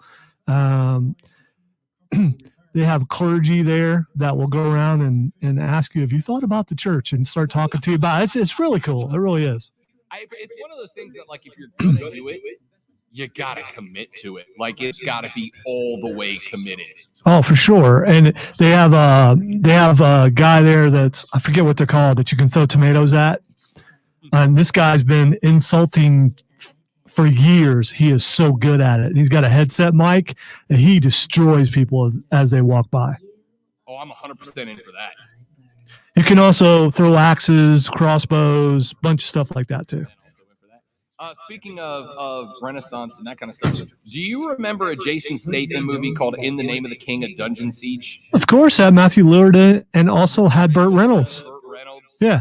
Laid down and then died in the first half. It was one of the worst movies ever. Okay, thank you. But Statham was good in it because he's Statham. Yeah, It is impressive. Like, most of Jason Statham's movies, at their surface, they're not great movies. It's just an excuse to watch Jason Statham kick, punch, and shoot dudes in really cool ways for 2 hours. That movie was so impressively bad. And it's based on a video game, one of my favorite computer games, and I was so disappointed in it because of that, because I really enjoyed the games, which is based, if I recall, it's Dungeon Siege, and there's like 2 or 3 of those. But yeah, it was pretty bad. Opinions wanted. Well, opinions are like, well, say everybody has one. Call 844-GSP-ESPN. Local sports talk on the Rob Brown Show on ESPN Upstate. Rob Brown Show rolls on. It's ESPN Upstate. Rob, Alonzo, and you. You know, sometimes you just need a feel-good story, Lonzo. Sometimes you just need a little pick-me-up. Sometimes you just need something to feel good about. And here is that story for you today. Great one. 22-year-old Amy Bockerstedt is a golfer for the Paradise Valley Community College. And on May 10th through 13th, she will compete in the National Junior College Athletic Association's National Championship down in Florida. That will be in a couple of weeks. And that in and of itself is not all that impressive. We have women playing in that championship every single year. What is interesting about 22-year-old Amy Bockerstedt, Lonzo, is that Amy Bockerstedt is now the first student athlete with Down syndrome to receive an athletic scholarship, and she is the first student athlete with Down syndrome to compete for a national championship in college athletics. She became a sensation back in 2019. She paired with Gary Woodland on the 16th hole at TPC Scottsdale ahead of the Phoenix Open. That is the, well, if you follow golf, that's the party hole. That's the one where all the college frats and whatnot get together and go out there and absolutely party it up. She went out there, hit one into the sand, chipped out, knocked down an 8-foot putt for par. She and Woodland have become very dear friends since then. She has created, along with her family, the Pockerstedt family, the I Got This Foundation back in 2019 to provide golf instruction and playing opportunities for people with intellectual and developmental disabilities. And now Amy Bockerstedt becomes the first athlete with Down syndrome not only to win a scholarship to Paradise Valley Community College, but she's going to play in the NJCAA National Championships coming up this weekend down in Florida, per the Associated Press. I got to tell you, Lonzo, if you needed a feel-good story for today, Amy Bockerstedt is yo gal. That is awesome. And just goes to show you, if you're determined and you have the drive to do something, that you can. That's an amazing story. Yeah, incredible. Incredible young lady, proving that she absolutely deserves this opportunity. As we over the years, and I'm very, very happy about this, over the years, I think this country has started to recognize the challenges faced by those Americans and really international citizens that have developmental disorders, have mental disorders. Down syndrome is not something that we should ostracize people for. Folks with Down syndrome are human beings. They are competitors. They are athletes. And this young lady has just taken that to the next level. Congratulations to Amy Bockerstedt. That is an incredible story. She deserves all the best. And, I got to tell you, Zoe, in all honesty, maybe this makes me a bad show host. I don't know that I've ever watched the NJCAA Golf Championships in my past.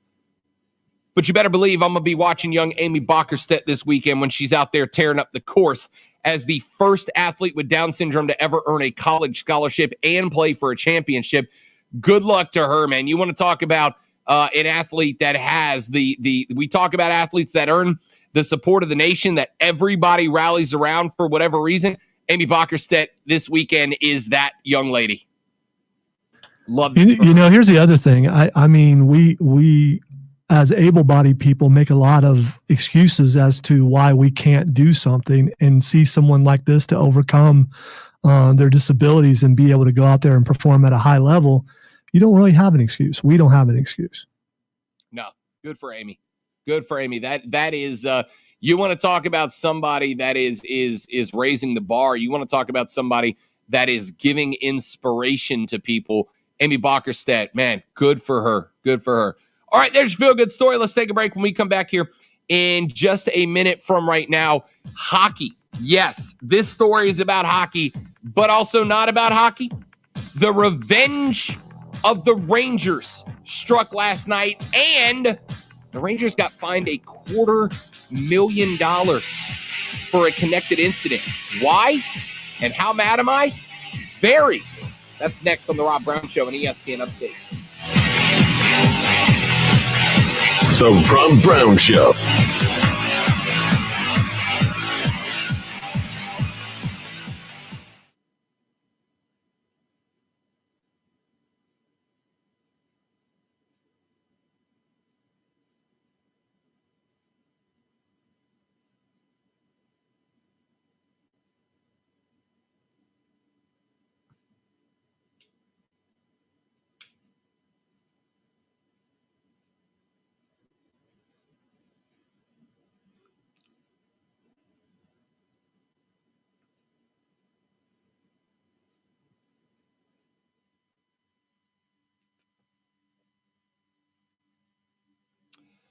Lonzo,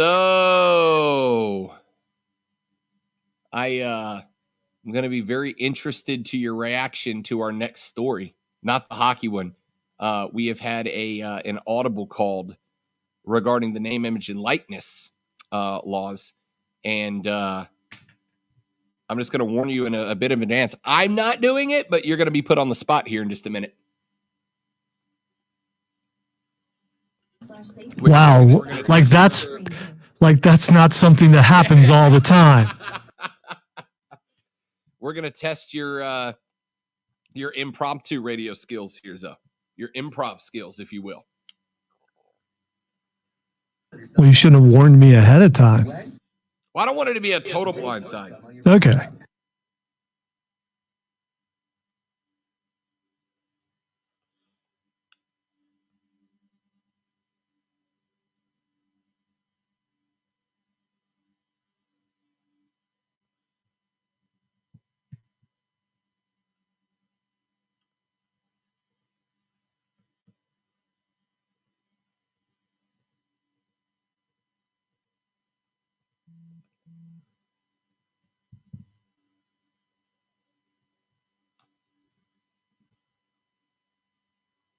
When is this Renaissance fair? Well, it's usually October through November. Yeah. So, if it happens. Rain or shine, so if it rains one of those days, we should go slugging around in boots. It gets muddy. I've been there during rain, yes. Yeah, I'm absolutely going to that.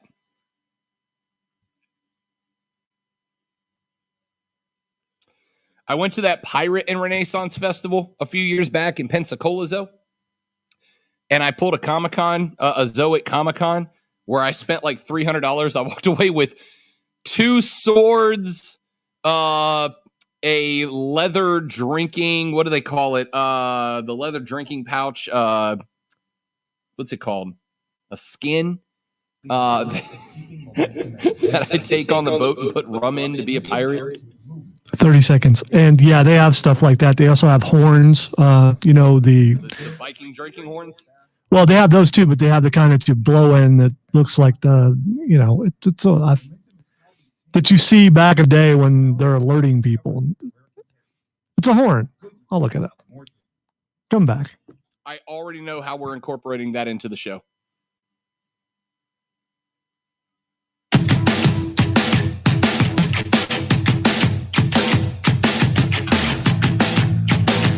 Date. All right, I'm calling it audible here on the show. I told you I was going to talk hockey, and I will circle back around to that. But this story just broke a little while ago. College athletes in the great state of Georgia are now allowed to collect endorsements and sponsorships. The name, image, and likeness laws were signed into effect, by Georgia Governor Brian Kemp yesterday. He held a signing ceremony at the University of Georgia with a Bulldog backdrop in the athletic department's recruiting lounge. The symbolism was meant to be obvious for a law ostensibly designed to let athletes profit off their own image rights starting on July 1st. But with a capital B-U-U-U-T-T-T-T-T-T. The bill that Kemp signed into law, Lonzo, allows schools across the state to take up to 75% of an athlete's endorsement income, deposit it into a pool that will be redistributed for all athletes upon athletes' graduation. So the school can take 75%. The law is written, and I've got a copy of the law. It is written and says, quote, team contracts may provide for a pooling arrangement whereby student athletes who receive compensation for the use of their name, image, or likeness pursuant to this article agree to contribute a portion of the compensation they receive pursuant to such contract to a fund for the benefit of individuals previously enrolled as student athletes in the same post-secondary educational institution as such student athlete, provided that such pooling arrangement meets the following conditions. I, Student athletes shall not be required to contribute an amount equal to more than 75% of the compensation received for the use of their name, image, or likeness pursuant to this article. Is that how you say it? Do you go 1 or 2, 1, 2, 3, or do you go IV, etc.? I don't know. Each post-secondary educational institution shall establish only for the purposes of this paragraph an escrow account in any bank or lending institution subject to regulation by the state only. 3, all contributions from student athletes who receive compensation for use of their name, image, or likeness pursuant to this article shall be deposited in such escrow account by the athletic director of the post-secondary educational institution or his or her designee upon graduation or withdrawal for at least 12 months from the post-secondary educational institution. Individuals who were student athletes prior to such graduation or withdrawal shall be eligible to receive a pro rata share of the pooled contributions based on the number of months the individual was a student athlete. And 5, the post-secondary educational institution shall provide for the implementation of the provisions of this paragraph in a manner that does not discriminate against or treat differently individuals based on race, gender, or other personal status protected by federal or state law.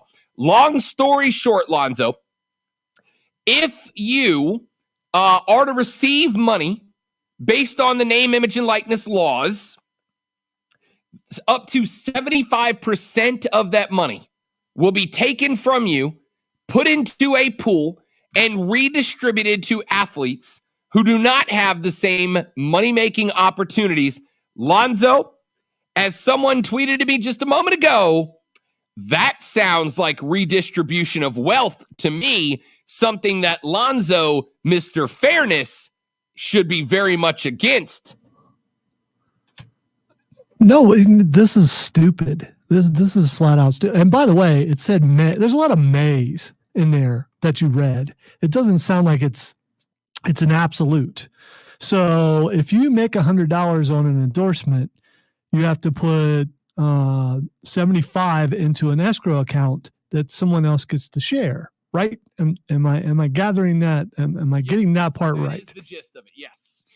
So what is the real benefit to you as the athlete? I mean, if you're not going to make that much, you're still not going to make that much, and you have to give most of it away. I think this is more of a deterrent than it is to help everybody out. Because then I think as an athlete, you're like, well, why is it worth my effort to go out and do this if I have to give most of it away? 75%. So if you make $1,000, let's say you're the starting quarterback and you make $1,000 from your name and image and likeness being used by a local car dealership, right? They're going to put billboards with your face that says starting quarterback of Ohio State University, Lonzo, recommends Rob Brown Cadillac GMC Chevrolet. And I, as Rob Brown, the owner of this dealership. So I'm rocking the Escalade, right? Yes. Okay. All right. You're getting your face put up on billboards that says Rob Brown Alonzo, starting quarterback for the Buckeyes, recommends Rob Brown Chevy Cadillac GMC. And I'm going to pay you, Lonzo, let's say $250 per month per billboard for $1,000 total to put up 4 billboards around downtown Columbus, Ohio. Out of that $1,000 per month, Lonzo, you get $250 of it. $750 of it goes into an escrow account that will be redistributed to other student athletes upon their graduation or other departure from the university when their careers have come to its conclusion, so that it is fair.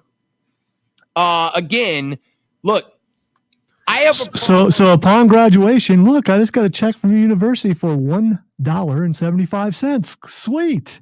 Yeah, and again, that's why. Listen, I have a problem with not the plan, but the percentage itself. I mean, 75% is a big damn number. I have a problem with the entire thing. They're already getting paid with their tuition. They don't need to get paid on top of it. I mean, now I just so this whole thing is stupid, and this is just one law. What's the next state going to do? What's the next state going to do? We just don't know. It's convoluted, and it's going to get even more convoluted to the point where maybe I should be glad about this, because all of this will end up making people think, okay, forget it. They're not going to do this because it's too complicated from state to state, or they'll try this and then suddenly it's federally regulated, and we know what happens when that happens. So no, just they're getting paid. Their scholarships. They get to eat free. They get to go places. They get those wonderful facilities. Some of them have DJ booths. Some of them have haircut places, also known as barbershops. Sorry, haircut places just jumped in my head first. So they have all this stuff. They don't need to get paid extra on top. What do you need more money for? So, ladies and gentlemen, Lonzo is not only in favor of you not being able to work for income. If you do decide to anyway, they are working for income. They are in favor of the redistribution of wealth. No, I'm not. Don't you do that. Don't you do that. Your friends over on the other stations, though, will be very happy when I text into the show that Zoe is in favor openly of redistribution of wealth. I expect these traps from other people, not from you. And you know what? And you're not even representing me correctly. No. What I am saying, and I'm being consistent with this whole thing is stupid. They're already getting paid. And you want to take the scholarships away from them and make the endorsements their pay. That's fine. But as long as you go to school and you accept the scholarship, you're getting paid. You don't need anything else. You are only allowed to make money in the way that Lonzo dictates is right. No second jobs for you. So now you're trying to make me into a socialist or a communist. And that's just, we're trying our best. I'm trying my best to keep politics out of the show.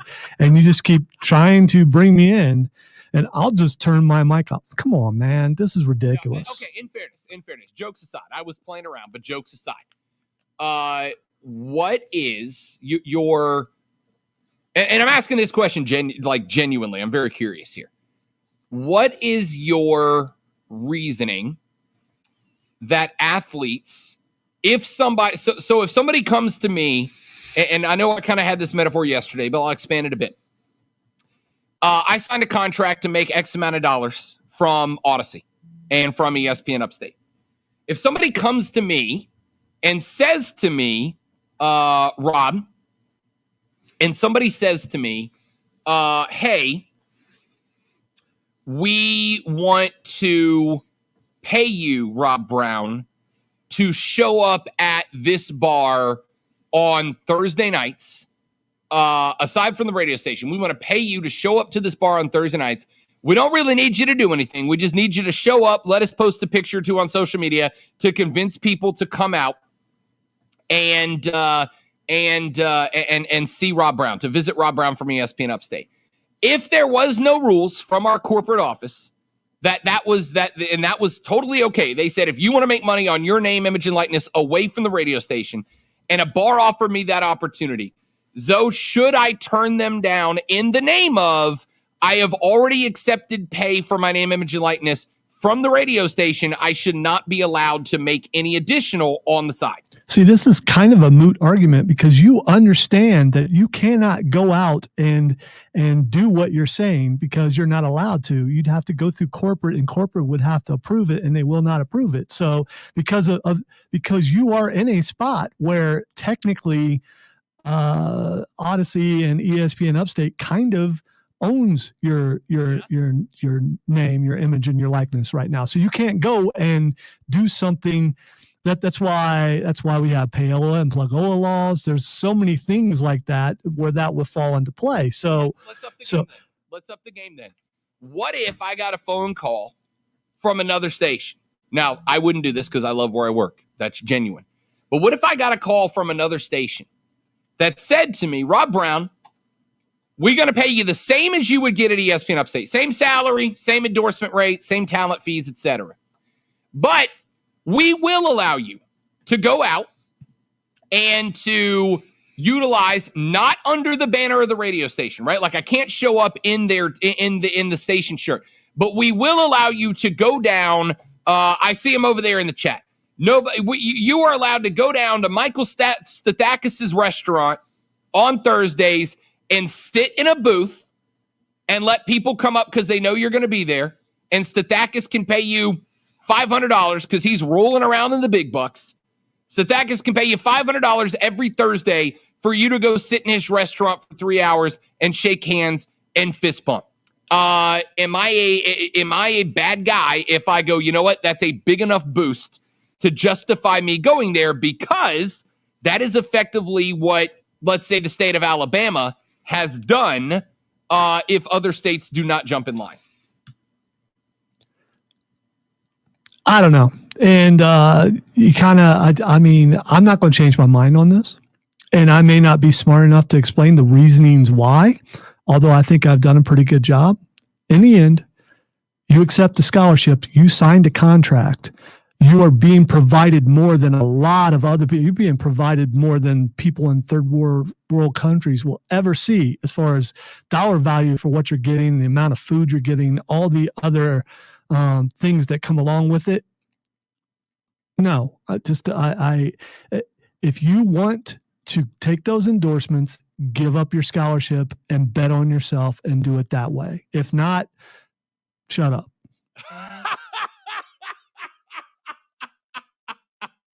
What a grand finale from Lonzo. Speaking of Michael Stathakis, he says, let the market decide. Trade away the scholarships in trade for endorsements and see which option more kids decide to take.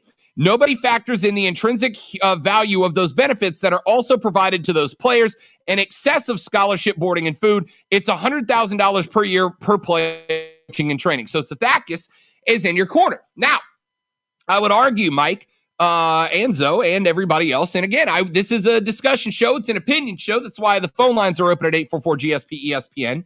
I would argue, is a state allowing their universities to say, even if you are on scholarship for $100K per year, which I think to some schools, maybe like a Stanford, it's that high. I think for most schools, the value's clocked in at around $40,000 to $50,000 a year. It's still good money. All right. Still good money.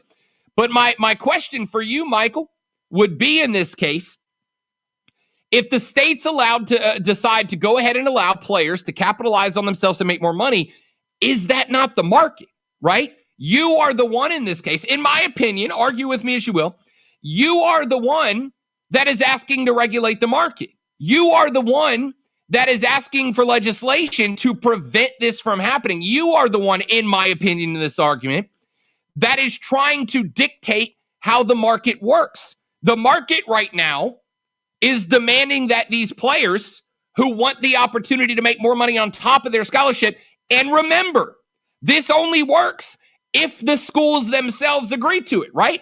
If Alabama wants to say, we're not giving football scholarships, you can come here and work for an endorsement if you choose, that is the market making a determination.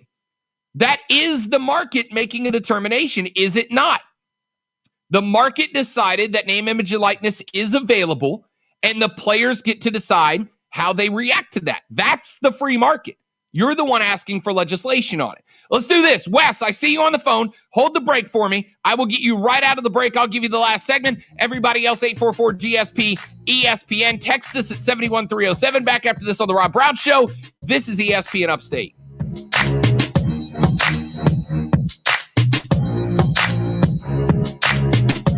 The Rob Brown Show.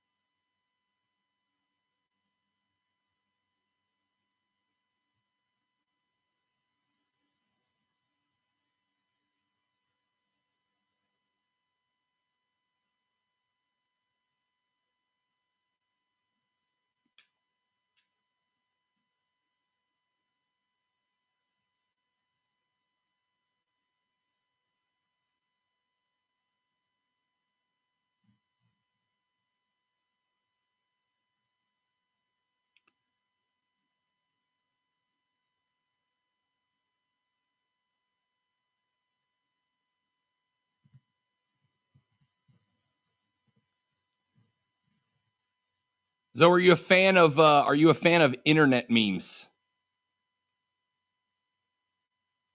If they're not directed at me, yes. I'm sorry if I made you. I was trying to play around because you did it to me yesterday. By the way, we're good. Okay. I'm good. I'm good. All right. I just found this one, and it made me laugh almost out loud on air. Don't let our families go hungry. Don't spend more than you have to on your mobile service.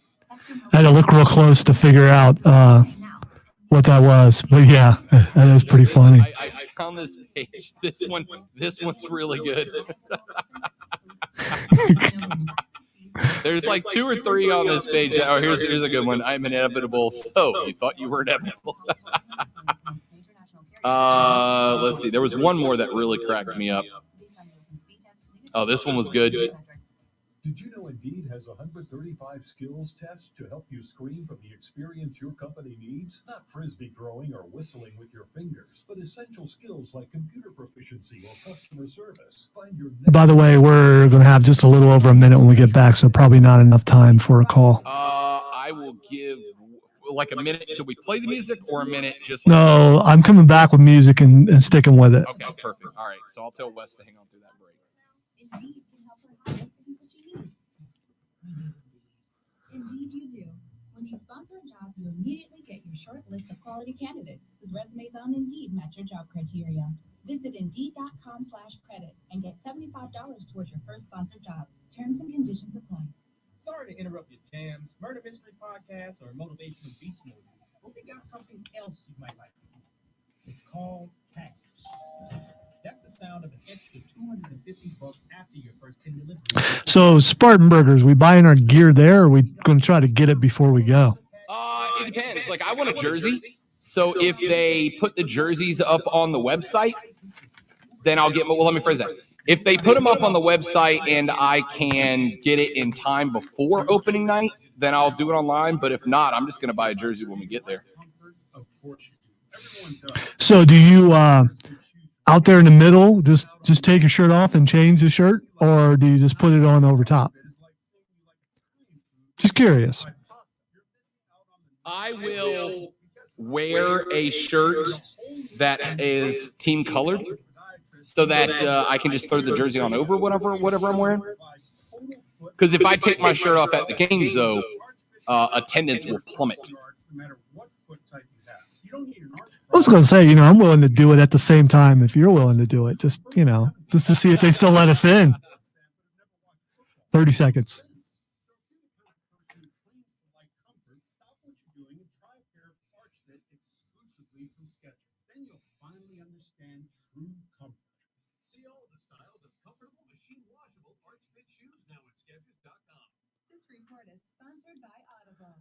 I am seeing a thing of Candice LeRae dressed up like a member of Team Rocket on Up, Down, Down.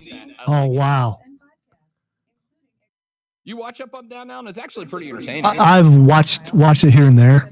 I don't often watch people playing on Twitter. Tweet at The Rob Brown Show on the Upstate Sports Leader, ESPN Upstate. All right, Wes, do me a favor. I hate to ask, but Wes, if you will hold through a very short top of the hour break, it's only a couple of minutes. I will get you coming right out of the gate. We're talking about this Georgia law that has just passed that will let athletes make money off of their name, image, and likeness, but also says that schools in the state of Georgia will take 75% of that money and give it back to other athletes who do not make as much via this same law.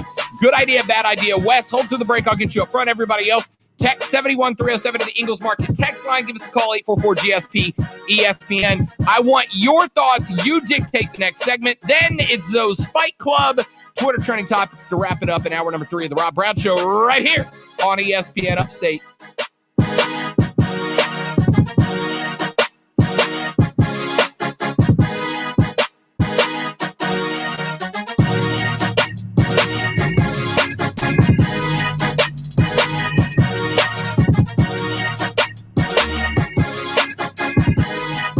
ESPN Upstate.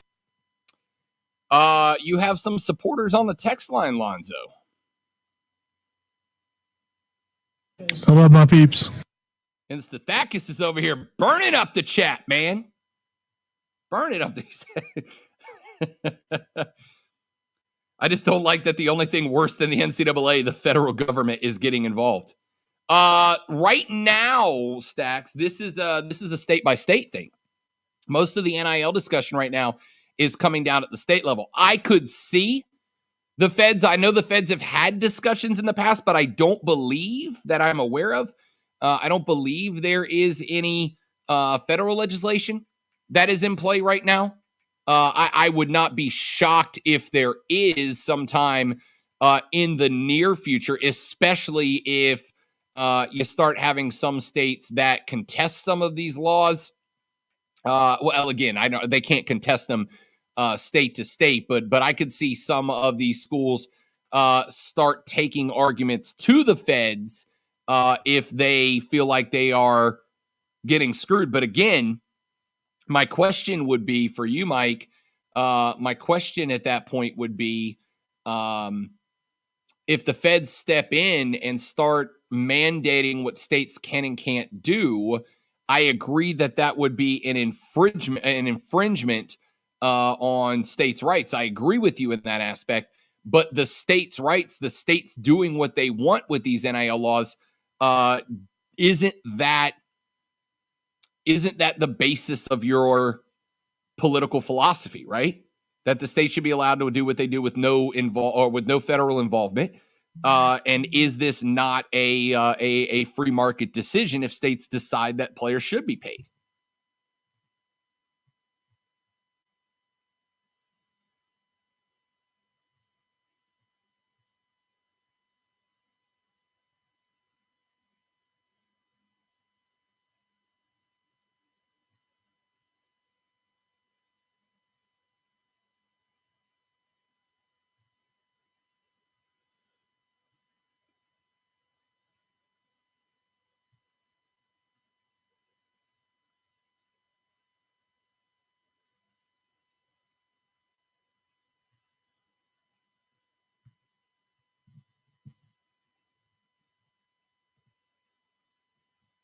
Warning. Man, check this out. You're on official Rob Brown lockdown. Represents being real. Yeah. Real, unfiltered sports talk. Manufactured locally for the Carolinas. Lockdown! This is the Rob Brown Show. Yeah. Only on ESPN. ESPN Upstate. The Rob Brown Show rolls on. This is ESPN Upstate. You guys are burning up the stream chat. You're burning up the text line. And I want you to keep it coming. We are talking, Georgia has just passed their NIL law, which will go into effect July 1st. Their law says that players, athletes at universities can earn money based on their name, image, and likeness, but 75% of that money can be taken by the school, put back into an escrow account, and then distributed to other athletes who were not able to make money on the NIL laws in order to even out the system a little bit. And you guys feel very strongly in both camps. Did Wes hold through, Lonzo? Take that as a yes, maybe. Let's bring Wes in here. Yes, I'm nodding, but I got your video froze up. All good, no worries. Let's get Wes in here. He wanted to check in, give his thoughts on what we're talking about. Wes, thanks for taking a minute. Great to have you back on the show, bud. Hey, Rob. I agree with Lonzo. I think this is a stupid law. You shouldn't get paid. I mean, you're getting your tuition for free. Now, my reasoning is, like you said, if you go out and you get paid for your facial appearance, you're already a professional.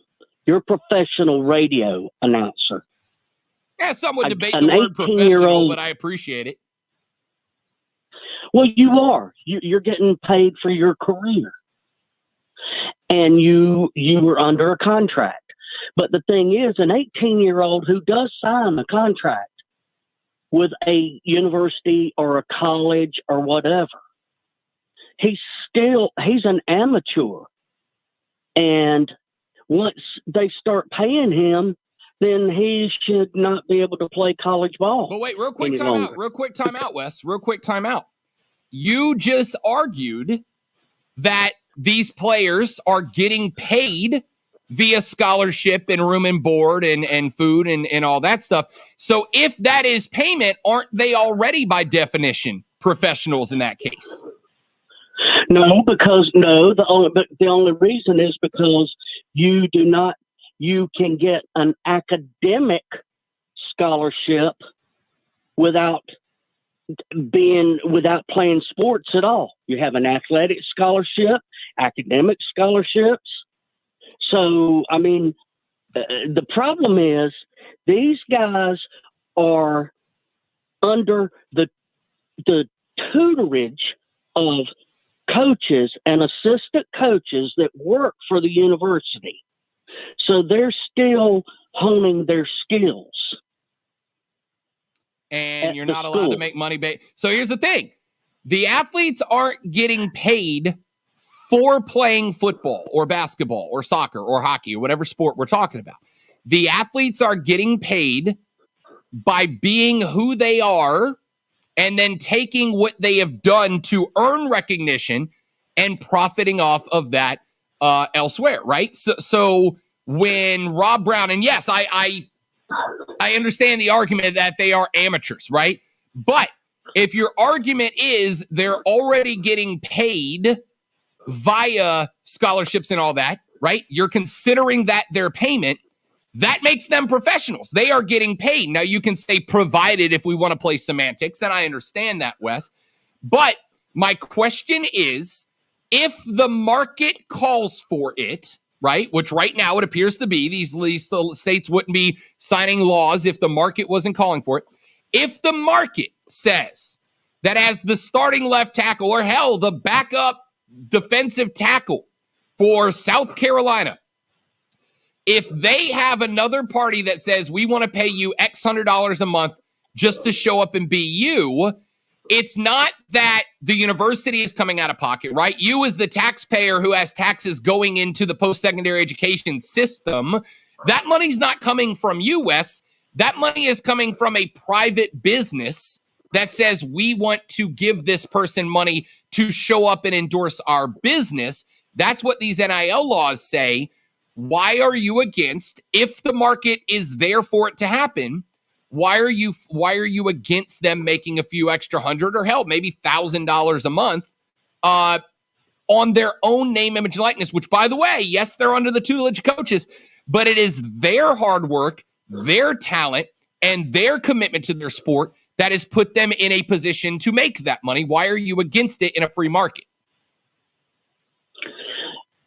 I'm against it still, because if they just want to put their likeness out there and make money on their likeness, then become a model. But that's the thing. They're not famous because they're models, Wes. They're famous because they are football players or basketball players or soccer or hockey or gymnastics in some schools. That's what they do, right? And if they want to take that money, all right. So here you go. Here's an example. EA Sports is reintroducing the NCAA franchise on the video game system this year, right? And in order for that to be successful, they want to be able to put players from rosters into the game. So EA Sports is going to profit from, pick a player, Luke Doty. EA Sports is going to profit from Luke Doty being in this game. All the folks that invested in that game are going to profit from Luke Doty being in that game. The University of South Carolina is going to directly profit by licensing their stadium and their jerseys and their name and all that. They are going to profit off this game. The only person who's not going to profit is the guy that's actually in the game. He's the only one that's not allowed to profit. Why can't he get a cut when EA Sports gets a cut, when the sponsors get a cut, when the university gets a cut? Why should Luke Doty not get a cut? Well, all right. Now, this is because I don't play video games, but this is where you got now on the video games in college, on the NCAA sports video games.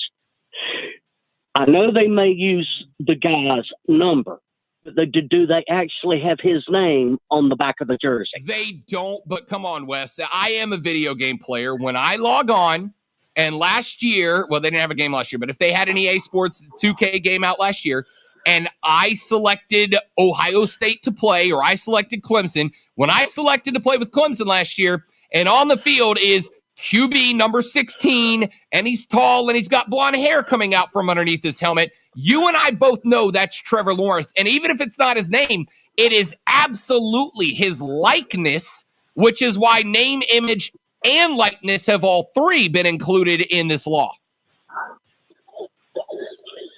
Well, I mean, I can't fight you on that one, but I do know one thing. I do have a Clemson Tigers jersey from back when Woody Dantzler played for him. Okay. It's got the number 1 on the jersey, but on the back of the jersey, it does not have Dantzler. And It's why got why Tigers. did you pick that particular jersey to purchase, Wes? Well, it was the only one they had. Okay. So, all right. and it was just because it said Tigers. All right. I will tell you, and, I didn't and Wes, care I whose appreciate number the phone was call. on it. I appreciate the call. I got to get one more in here before we take a break. I know when I went to school, when I was in college, I bought a jersey from my school. And I bought it specifically because it had the number of my favorite player at the time. All right. Specifically because it was the number of the running back that I loved watching play football. The university got money out of that. The store that sold it got money of that. The only guy who didn't get money was the guy who sold me that jersey by being himself on the football field. That's what they're trying to compensate for. Michael is on the line. Let's get Michael in here to talk a little bit about this before we take a break. We got Zoe's Fight Club coming up in the next segment. Michael, welcome to the show, bud. Great to have you. Thanks for taking the time. Pleasure. Thanks for having me. Sure thing. That fella got money because of the benefits he gets to the university by playing for that university. But my point would be, like, I'm not against players making money. That's name image like this is fine. What's problem is there's like a labor market, there's a corporate market. And of course, the corporate market wants to make more money, so they want to get involved. But the labor market is not calling for this because nobody is not using the university system to go pro. And we're allowing 1%, 2% of the players to change the entire system. That works. They're not going out. There's two ways to get an NFL if you're Trevor Lawrence. You can go to Clemson and benefit from all the coaching and all the training and all the prestige and all that from Clemson, and you get to go pro. Or if you're that good when you're 18, like an NBA player, you could just go play. You could just go train. You could go train for a year and pay for all that. But they don't. They go through the university system because they're right. It's the best thing. And we're changing it for a very small reason. Now, if the NCAA needs to change the rule, that's fine. I'm all for it. Change the rule. But you're getting state government, and in turn, it will be federal government, involved in college sports. In the history of their involvement in pretty much anything, it's very bad. It doesn't end the way it's always unintended consequences that they can't control. They're not good at multivariable equations. And now we're getting them involved to solve a system that's not broken, that works for almost everybody that's involved in it. And nobody is going outside of that system to get to the same goal. That's a good argument. And I'm not disagreeing with you. I absolutely think that there are not a huge number of athletes that are going to be directly impacted until you have Georgia go out there and say that 75% of the revenue taken in by, let's say, the top handful of football players that make it gets redistributed to the rest of the school for the swimmers and divers and the track and cross country teams that don't make any money. And I think that is why Georgia put this into play. I don't think it is a fundamental restructuring of the NCAA. In fact, I would argue the NCAA is still going to operate the exact same way that it does. To me, the only people that are impacted here are the players themselves who get to use their face to make some money. I think it's just going to start off with like I said, the road to hell is paved with good intentions. It's going to start off trying to do the right thing, and then it's going to end up in a place where nobody expected it, and it's just not good. It works now. It works fine. And the amount of money, like I said, they get scholarships. They get this. The amount of money, if you go calculate all the coaches' salaries, calculate the training, calculate the facilities. divide that by 100 kids. It's $100,000 a year per kid. Just for any kid that's on that team is getting $100,000 worth of coaching, training, nutrition, weights, all that on top of what they get in room and board. To say that they're not compensated is just, and the only reason that Trevor Lawrence jersey sells is because it's a Clemson jersey. Now it sells for more because it's Trevor Lawrence, but it sells because it's got Clemson on it. But here's the thing, Michael. The value that is provided to that player from the school is very high. Right, but here's the thing: the school still has the option. Well, let me phrase that. The state still has the option, and I'm going to be interested to see if any schools challenge these laws, right? But the state still have the option to go, you know what? No, we're giving you $100,000 in coaching and room and board and food and lessons and preparing you for life and school and all that. The states and the schools can still say, no, we ain't doing that. And then just take the risk that the best players decide to go elsewhere. It is not, it is going to be interesting to see if it is mandated school by school, whether or not they elect to buy in. My assumption is going to be if you don't buy in, you're going to start losing out on recruits. And that's where you get to opt if you want to gamble on that market or not. Yeah. Just between the 50 states and the federal government, we just added 51 more opinions to the NCAA, which is already a quagmire in general. In anything they deal with. That part, we're on the same page. Michael, appreciate that phone call. It was a good one, man. Thank you very much for chiming in. 844-GSP-ESPN. Quick spin through the text line. Couple of texts that have come in at ESPN. Listening to boomers like Wes stumble through half a thought out back in my day opinion is painful. End quote. At ESPN, let the under-the-table handshakes continue and worsen since no one wants to share their wealth. Play rich will continue to get richer. This doesn't solve anything. Yeah, those under the table. Zoe, will we agree on this point? The top tippity top players in college football, they've already been getting paid. They've already been getting $500 handshakes. Who was it? What was it? Was it Les Miles a number of years ago? One of the coaches in the SEC a number of years ago actually said at one point, yeah, there's $100 handshakes that take place on these recruiting trips all the time. I think this is a way to try to at least a step in the direction of trying to regulate that shady side. Well, as far as that goes, that will never go away as long as there are boosters and handshakes. That's a fact. And I've witnessed it firsthand, even on a Division III level. Sure. So it's definitely not going away. All right, a couple more texts that have come in so far. Let me clarify real quick. I didn't get one of those handshakes. I saw somebody else get it. Lonzo, the tippity top of college athletes to this day, ladies and gentlemen. At ESPN. Let me try to get these right because they come in chunks. So sometimes we got to kind of try to figure it out. At ESPN, Lonzo is correct. Do away with scholarships and pay the kids and let them pay for school. Rob, yes, you should take the higher paying gig in radio. And that is why states and colleges should not be allowed to buy athletes with carefully constructed endorsements. And it fell apart after that, but I get the direction you're going in. At ESPN, a lot of these kids will be getting in trouble with taxes with name, image, and likeness. Most will not know what to do or how to handle it unless they endorse CPA firms, LOL. At ESPN, Zoe, this one's for you. As much as I hate to agree with Buckeye Zoe, he is right on this one, but Justin Fields still sucks. I really appreciate that text. At ESPN, Zoe, you didn't explain anything. You just keep saying the same thing over and over again. You sound like a grumpy old man, end quote. I think it's an accurate depiction of me on most days.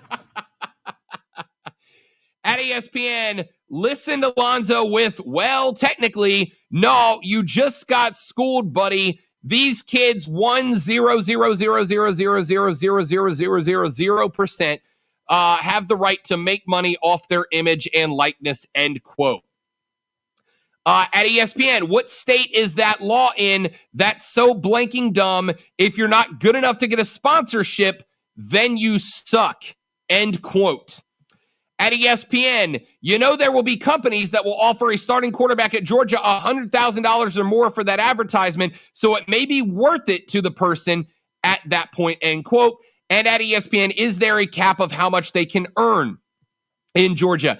I did not see that reported on up front, but I will tell you that I do have a copy of the law, and I will be reading it in its entirety. And see, that's the thing. Without a cap, then all of a sudden there's competition everywhere. Well, we don't have a cap here, or our cap is this high, your cap is that high. Then suddenly someone complains, one state complains about another state to the government, and the government comes in trying to regulate. That's how this thing ends. You may not be wrong. I'm not typically one for slippery slope arguments. I don't think that's a slippery slope. I think that's a pretty solid one. All right, we're going to come back to that later on, and I'm sure we will have intense discussions about it tomorrow. Coming up next on the show, your home for all things combat sports, Lonzo takes us through Fight Club next on The Rob Brown Show and ESPN Upstate. QC Kinetics. The Rob Brown Show. Listen on your computer and tablet at ESPNUpstate.com. Lonzo mentioned a second ago that he was definitely wink, wink, not getting wink, wink, $500 handshakes. But see, Lonzo and I both have this thing because we're former athletes. Lonzo a better one than I. But if you were a former athlete like I was, and you get older, and you start to wear and tear on those joints, your knees, your ankles, your shoulders, your elbows, your wrist, your fingers, your lower back, your hips. You have connective tissue inside of those joints, and those connective tissues help to keep the stuff that's not supposed to touch from touching. But just like everything else in life, it erodes over time. It starts to wear over time, and that's when stuff starts to rub against each other. That's where inflammation comes from, and that inflammation is where joint pain comes from. And you're going to have somebody tell you, hey, you're going to need surgery to replace this or that. You don't. And that's why you need to call QC Kinetics. QC Kinetics has non-surgical regenerative therapy that help to restore that connective tissue, to rebuild that connective tissue, and to accelerate your body's healing of that connective tissue as you age and as you wear and tear. They help make your day-to-day life better and easier. You don't have to worry about your hips hurting when you bend over to pick up the grandkid. You don't have to worry about that left knee having shooting pain after you come off the golf course, because it restores that tissue and heals your body and helps your body heal itself better. You want to learn more? Go to QCkinetics.com, QCkinetics.com, QCkinetics.com. Learn all about the science and hear from dozens and dozens of satisfied QC Kinetics patients, or call 864-448-3772. Mention the Rob Brown Show. Get that first free consultation on the books, 864-448-3772. It's our friends at QC Kinetics. AutomotiveMap.com presents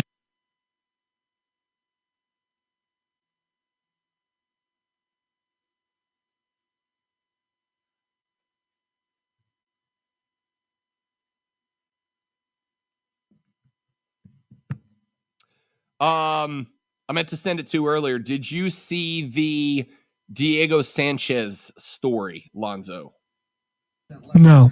All right, I'll send it to you. Diego yesterday said, or 2 days ago, said that after getting cut by the UFC, he fears for his life because they are crazy, which is the article I am going to send you now. I'm not saying you have to speak about it. I'm just giving it to you for, oh, no, wait, crap. Let me click on the actual link.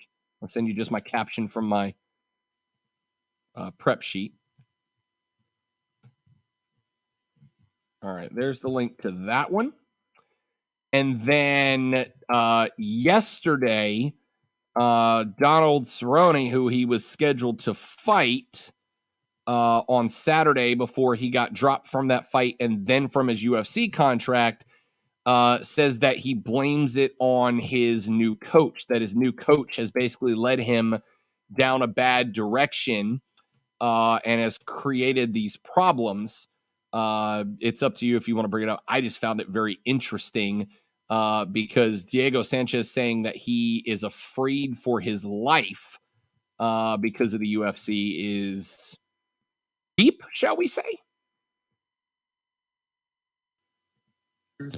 I think you should be afraid for your life every time you step into the octagon, but that's just me. He made it sound,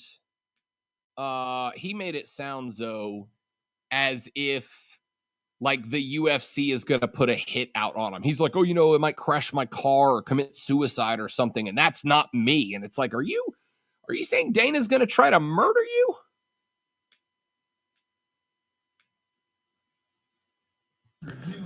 I could see Dana playing a gangster in a movie, but I'm not so sure about in real life. But he's got a gangster build to him. It's the shoulders. I would not mess with Dana in a dark alley. I'm not a big fan of Dana White. Would not tell him that to his face.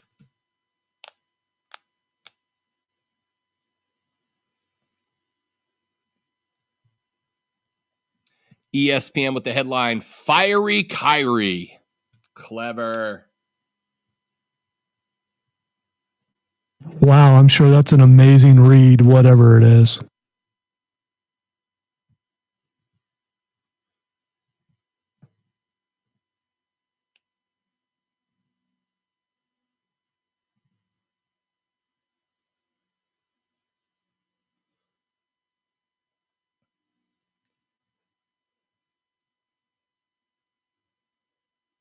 I did not mean for that segment to take over the show for half an hour, but here we are.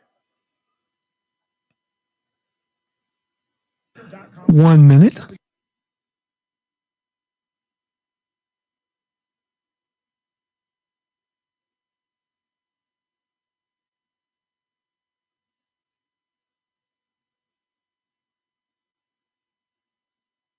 Hey, the Renaissance Fair has falconers. Yes, they do. And it's awesome. Do they have, Lonzo? Do they have giant fried turkey legs? Yes. And do they have grog? I don't know. Did you say grog? Yes. I know they have steins and things that they put liquid in. So, yes. They put liquid in. I am in. Enough to beat. My style is impetuous, my defense is impregnable, and I'm just ferocious. I want your heart, I want to eat your children. I'd like to take this chance to apologize to absolutely nobody.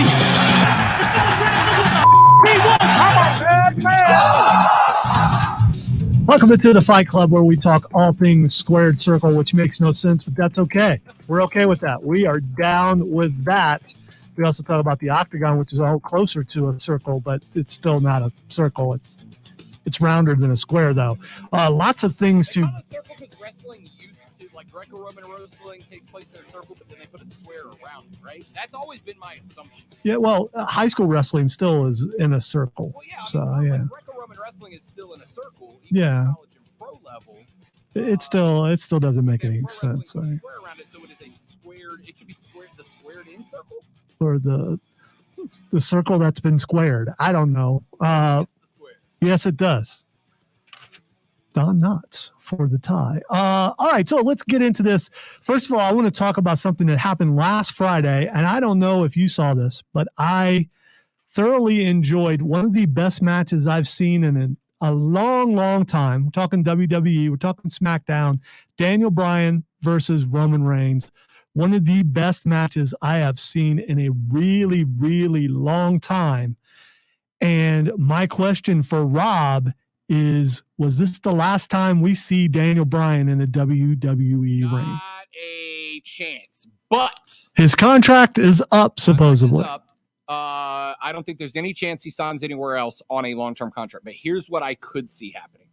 Because we have seen, if you have been following, a pretty successful crossover between Impact and AEW, New Japan and AEW, New Japan and Impact. We have seen those three companies get crossover events going. In fact, John Moxley has a IGWP championship match against a New Japan wrestler coming up. Kenny Omega now holds the belts for both Impact and AEW. What I could see, though, is Daniel Bryan being the first WWE wrestler in a long time who negotiates a contract that allows him to wrestle for other companies, and see WWE perhaps dip just the toe into the shallow end of crossover. Now, I don't think they will commit to it like Impact, and I suspect that they wouldn't let Daniel Bryan do it more than once or twice, and they would demand a ton of promotion from the other company. But Daniel Bryan probably is one of the few guys that has the star power to go to WWE and say, here's the deal. I want to be here, but I want to be able to wrestle cross-promotion and have Vince maybe for the first time give a little bit of flexibility and go, okay, we want you here, so we'll make that happen. Because if he doesn't, Daniel Bryan could sign a huge contract with Impact or with AEW and has a lot of hardcore fans that would follow him over to that promotion. All right, so if you've been listening to the show today, you probably believe that Rob and I are not on the same wavelength ever. But my next question was, who would you like to see Daniel Bryan wrestle in the AEW? Who would I like to see Daniel Bryan wrestle in the AEW? Darby Allin would be tops on that list. Him and Miro have a match next week if he's healthy after the attack he suffered. He got thrown downstairs. It looked painful. He really did, and he sold it too. Yeah, he did. It looked like it hurt. Darby would be up there on my list. Tell me Daniel Bryan and Orange. Then again, I think Orange Cassidy could put on a great match with just about anybody. Well, we're going to get to Orange Cassidy here in a minute. You want to see him go up against Kenny Omega or someone like that. Yeah, because I think that would be an excellent match, and it would be very technical, and it would be an awesome thing to see. But I like your idea about Daniel Bryan renegotiating and allowing that to happen. But will Vince allow that to happen? I don't know. And Daniel Bryan is also there's several articles out there where he's talked about how he would like that model to happen, that he would like to be able to wrestle people from other organizations. So we'll see if that happens. All right, let's move to NXT real quick. NXT, they got better this week. It's like they took a couple of weeks off and was like pacing themselves. This week they got better. Their bookends, the first match and the last match were really good. Swerve versus Leon Ruff in the Fall Count Anywhere. Leon Ruff is very flexible. That's all I gotta say. I mean, that dude he took some bumps. Yeah, he did. He landed on his head a couple of times. It was like, whoa, that had to. I mean, look at. But he's like Gumby or something. I mean, he looks like a rubber band man the way he gets thrown around, but he gets back up. So that's a good match. I like Swerve having his entourage. Yeah, I don't think an entourage like that. It's like a rapper's entourage to a certain degree.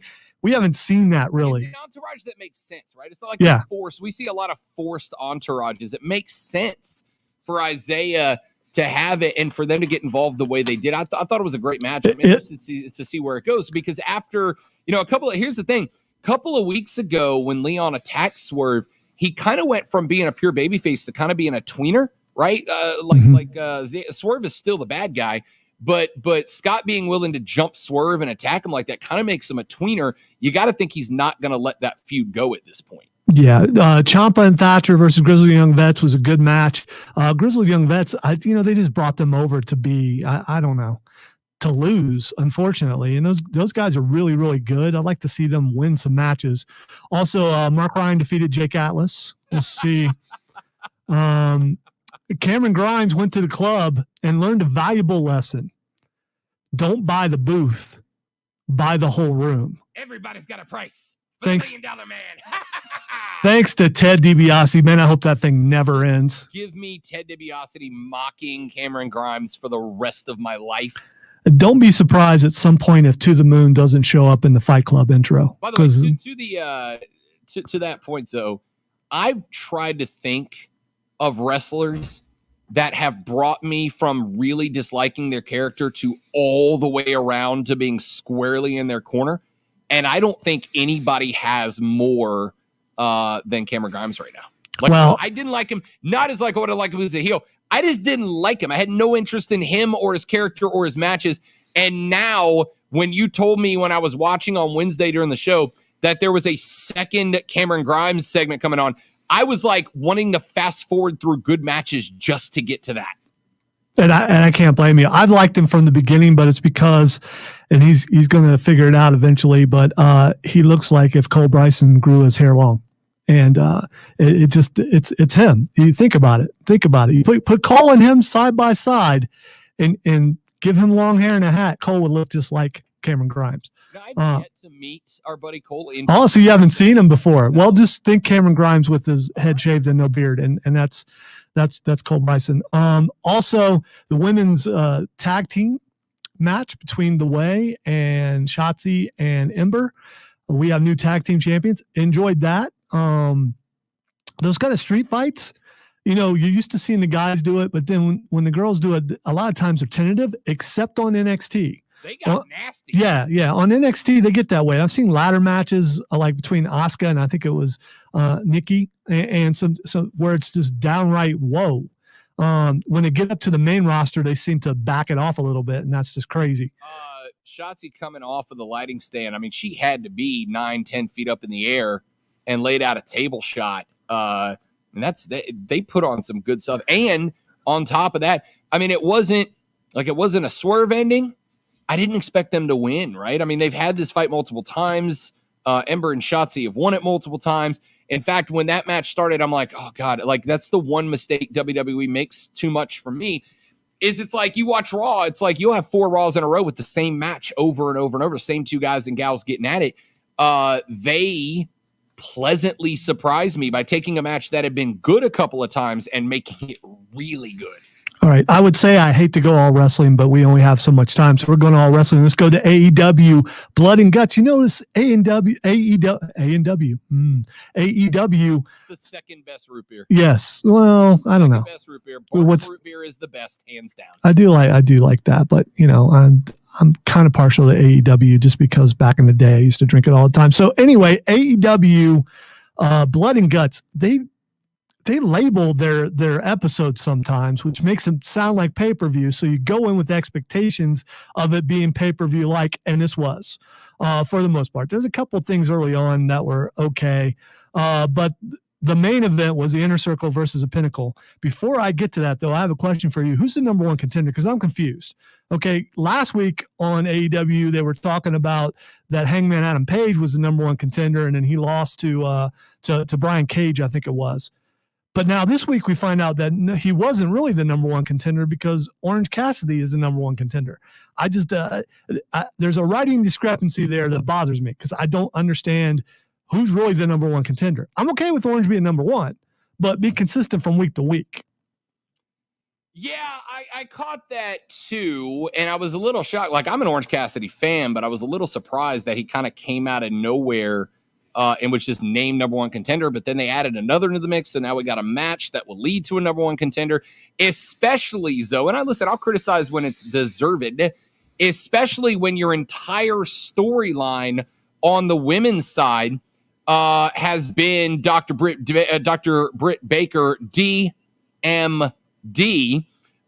pointing out how ludicrous the system is, and pointing out the fact that she has had to work so hard to get to where she is in a number 1 contenders match.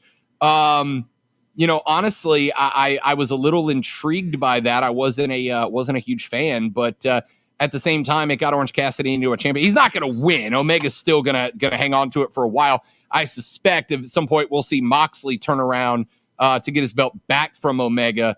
But I got to tell you, man, as much as I'm good with your criticism there, I have enjoyed the Callis, Good Brothers, Young Bucks, Omega angle. Yeah, that's what a heel faction should be, without a doubt. As of right now, I don't see how they beat. I mean, it's not a full-on invasion storyline, right? It's not a full-on invasion storyline, but it's almost getting to the point where it looks like you're going to have to create an AEW response faction to clean the belts off of those guys. Implosion usually is how these things work. Yeah, and that's predictable, right? That's boring. Yeah, and if AEW it falls is. into the same trap that WWE has fallen into, which is 90% of their feuds end in a completely predictable way, then it's like, if you're going to give me predictable endings to matches, then I'll just go back to WWE where the production value is better. All right, so let's talk about that the blood and guts match. 2 rings put together. We got the steel cages. It's war games called something else, but that's what it is. You got 2 teams going against each other, 2 teams that hate each other. The overall match was great. I learned listening to a podcast with Stone Cold Steve Austin. I learned what getting color is about. And that's when you get bloodied. There's a lot of color going on in the ring. There's blood everywhere, to the point where near the end of the match they were starting to slip and things like that, and it was causing some botches. And I hated that. The other thing is camera angles were not that good. I don't think you were talking about production value. They could take some cues from WWE with their experience at camera angles. And the other thing is, all right, it's trending, and it's still trending. Chris Jericho is trending right now. Chris Jericho at the end of the match gets thrown off the top of the cage. If there's a cage like this, someone's getting thrown off. I mean, if not, then you're not doing it right, because that's what you come to expect. He gets thrown off. People are mad that he didn't fall on concrete. You know, how bloodthirsty are these people? Yeah, there was padding underneath where he fell. He fell where he was supposed to fall, and it looks like he didn't get hurt. Good. Matt Hardy got dumped on his head on concrete a handful of months ago and had to disappear for a while. Yeah, he got tore up. Yeah, concussion number 200 or something like that in his career. Look, there comes a point where with this stuff, there comes a point that you can't up the game anymore, right? You can't throw Jericho. Now, maybe you could have changed it and had him go through a couple of tables to make it look worse. And I'll be honest with you, though, the fact that it was so clear. I mean, look, the cardboard and foam he landed on was painted to look like diamond plate steel. All right, don't do that. Just make it look like a regular production. Yeah, a lot of people are comparing it to the explosion. Yeah, exactly. It's one thing. Like I can explain and I think I did explain the explosion away in a really good way, like in a way that made sense in a story. Even if you didn't love it, it made sense in a story. I can't explain a steel plate floor that explodes and you can literally see the foam on the steel plate pieces. All right. You could have just made it a production floor and it would have looked just fine. That being said, fans got to chill out, man. Like you can't expect Undertaker Mankind levels of shock value every single match. Guys were bleeding all over the floor. Come on. It is what it is. All right. That's all. Yeah. That's all the time we have. Quick break. Come back. One more segment very quick. And then Twitter trending topics to wrap it up on the Rob Brown Show at ESPN Upstate. The Rob Brown Show. Listen on your Amazon or Google smart speaker. Just say play E.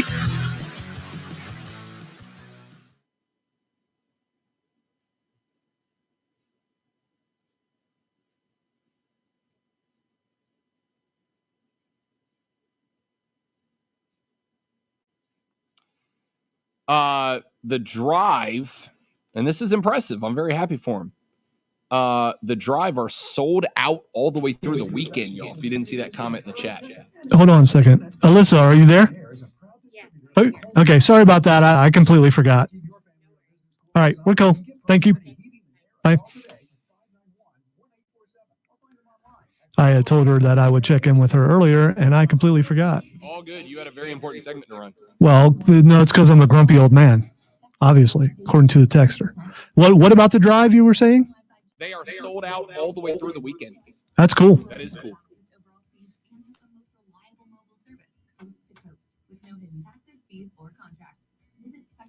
I haven't been for a while, but it's a good time. It's a good looking stadium. I've only gotten to go to one game there, and it wasn't even a pro game. It was the South Carolina Furman game, the only game they played there last year before the quarantine. That's on top of already great deals, like 35 to 55% off fine jewelry she'll love, and 20 to 30% off handbags, accessories, and more great gift ideas. Plus, get your gifts even faster with same-day delivery powered by DoorDash. Now at Macy's.com. Savings off regular sale and clearance prices. Exclusions apply. Microban 24 protects against Staphylococcus aureus and Enterobacter aerogenes bacteria. It does not provide 24-hour protection against viruses. So I haven't heard a definite, but I would say that I will be missing tomorrow's segment also. I knew she wouldn't be here today, as of the news yesterday. come on, 10-hour days, right? No, I slept later and came in later.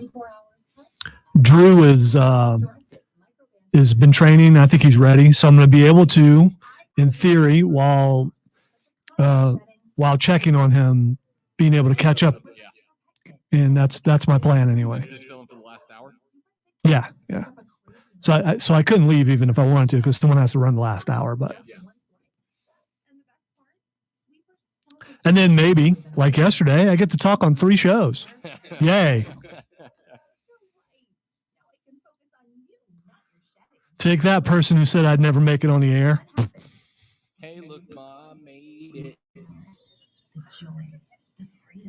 1 minute. From 100% whole grain oats. Stay outside longer with Nature Valley Oats and Honey Crunchy Granola Bars. We are better outside. The next generation of auto detailing is here. 303 graphene nano spray coating. Simplicity meets a new level of performance. Get a year of protection from a powerful graphene oxide formula. A formula that sends water flying off paint, wheels, and trim. Go beyond wax, beyond ceramic. Be part of the future of exterior protection with graphene nano spray coating from 303. For more information, head to 303radio.com. If you're a business owner who's hiring, it can feel like trying to find a needle in a haystack. But ZipRecruiter finds qualified candidates for you and invites them to apply. In fact, 4 out of 5 employers who post on ZipRecruiter get a quality candidate within the first day. So while other companies give you too many options, ZipRecruiter finds you the needle in the haystack. And right 20 seconds.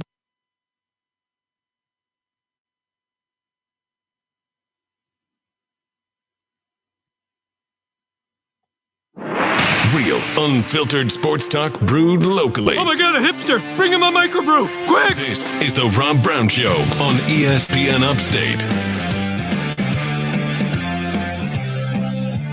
All right, wrapping it up here before Twitter trending topics text line. IBC root beer in the bottle is the best, and I'll take Rob on in a TLC match to defend the honor of IBC. Look, IBC's good stuff. I would rank it I'd probably even go IBC second, but Barks root beer in the glass bottle is the GOAT root beer. It's the GOAT root beer. Do you think though that it has to do with the glass bottle? I think it does because IBC, Barks out of the can is good. Barks out of a soda dispenser is solid. Barks in the bottle is clearly better than the other ones. And if you get the old school glass bottle, it's absolutely the best root beer of choice. I'm not sure that it's still there, but there was an A&W restaurant which was split with something else. North of me on Wade Hampton. But also there's another one. Yeah. Okay, so that's pretty cool to go in there and they keep their mugs frosted. So I don't know if they do it there, but the one that I went to that used to be on 276 would keep their mugs frosted, and then you could get a root beer float in one of those, and those are pretty good, pretty tasty. Root beer floats are delicious. Barks root beer is the GOAT root beer for root beer floats too. I stand by it. What kind of ice cream? Vanilla, man. Listen, I'm not a vanilla ice cream guy. My regular dessert, but in a root beer float, you just got to go vanilla, right? Because it matches the flavor of the root beer. Everything else, like the two flavors, fight. Vanilla coats into the root beer the way. I think vanilla ice cream was made specifically for sure. I'll eat vanilla ice cream if it's all you got with a little chocolate syrup. But vanilla ice cream was made for root beer floats. 100% correct. I would go Barks number 1, IBC number 2, and then 3, 4. A&W and Mug, you can flip back and forth with me. I'm not particularly. Mug was I don't know. It's not sweet, but it's got a different kind of taste to it. Sarsaparilla flavor. Yeah, that's probably what it is. Traditional root beer flavor doesn't make it better though. Doesn't make it better. Things improve over time. Not me, but things. Quick break. Twitter trending topics to wrap up the show next on the Rob Brown Show on ESPN Upstate.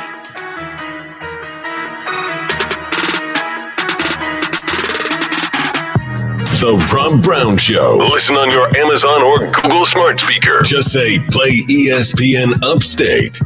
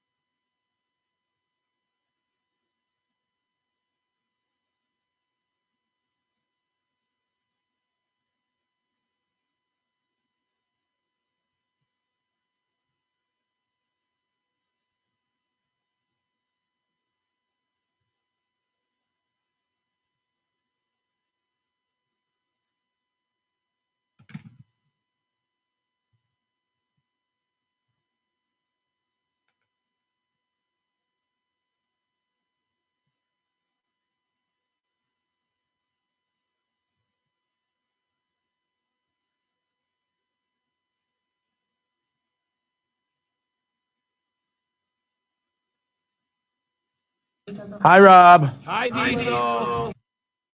What's up, buddy? Oh man, I've been tweeting at the Bowling Green Hot Rods Twitter account all morning, trying to figure out if their left fielder's okay. Yeah. How was the game, and B, what happened? Well, the drive got spanked. It was 9-2. They were actually sorry, I'm trying to find this thing. Bowling Green put up 6 runs early, and then they shut them down. The drive shut them down for a while. They started scoring a little bit. They started getting some hits. Wasn't enough to come back and win. And then they put in the drive put in a pitcher in the ninth and just was getting shelled. Yeah. He gave up a solo home run and a 2-run home run in the ninth to make it a 9-2 game. But we were up on the Green Monster because it was Diddy's birthday, and one of his friends that he works with bought him a box up on the Green Monster for the game, which is awesome. So we started heckling the left fielder, and it was funny. Like, he was wearing like these tight ass pants, and I was like, "Hey man, what size pants are those? Where can I get pants like those?"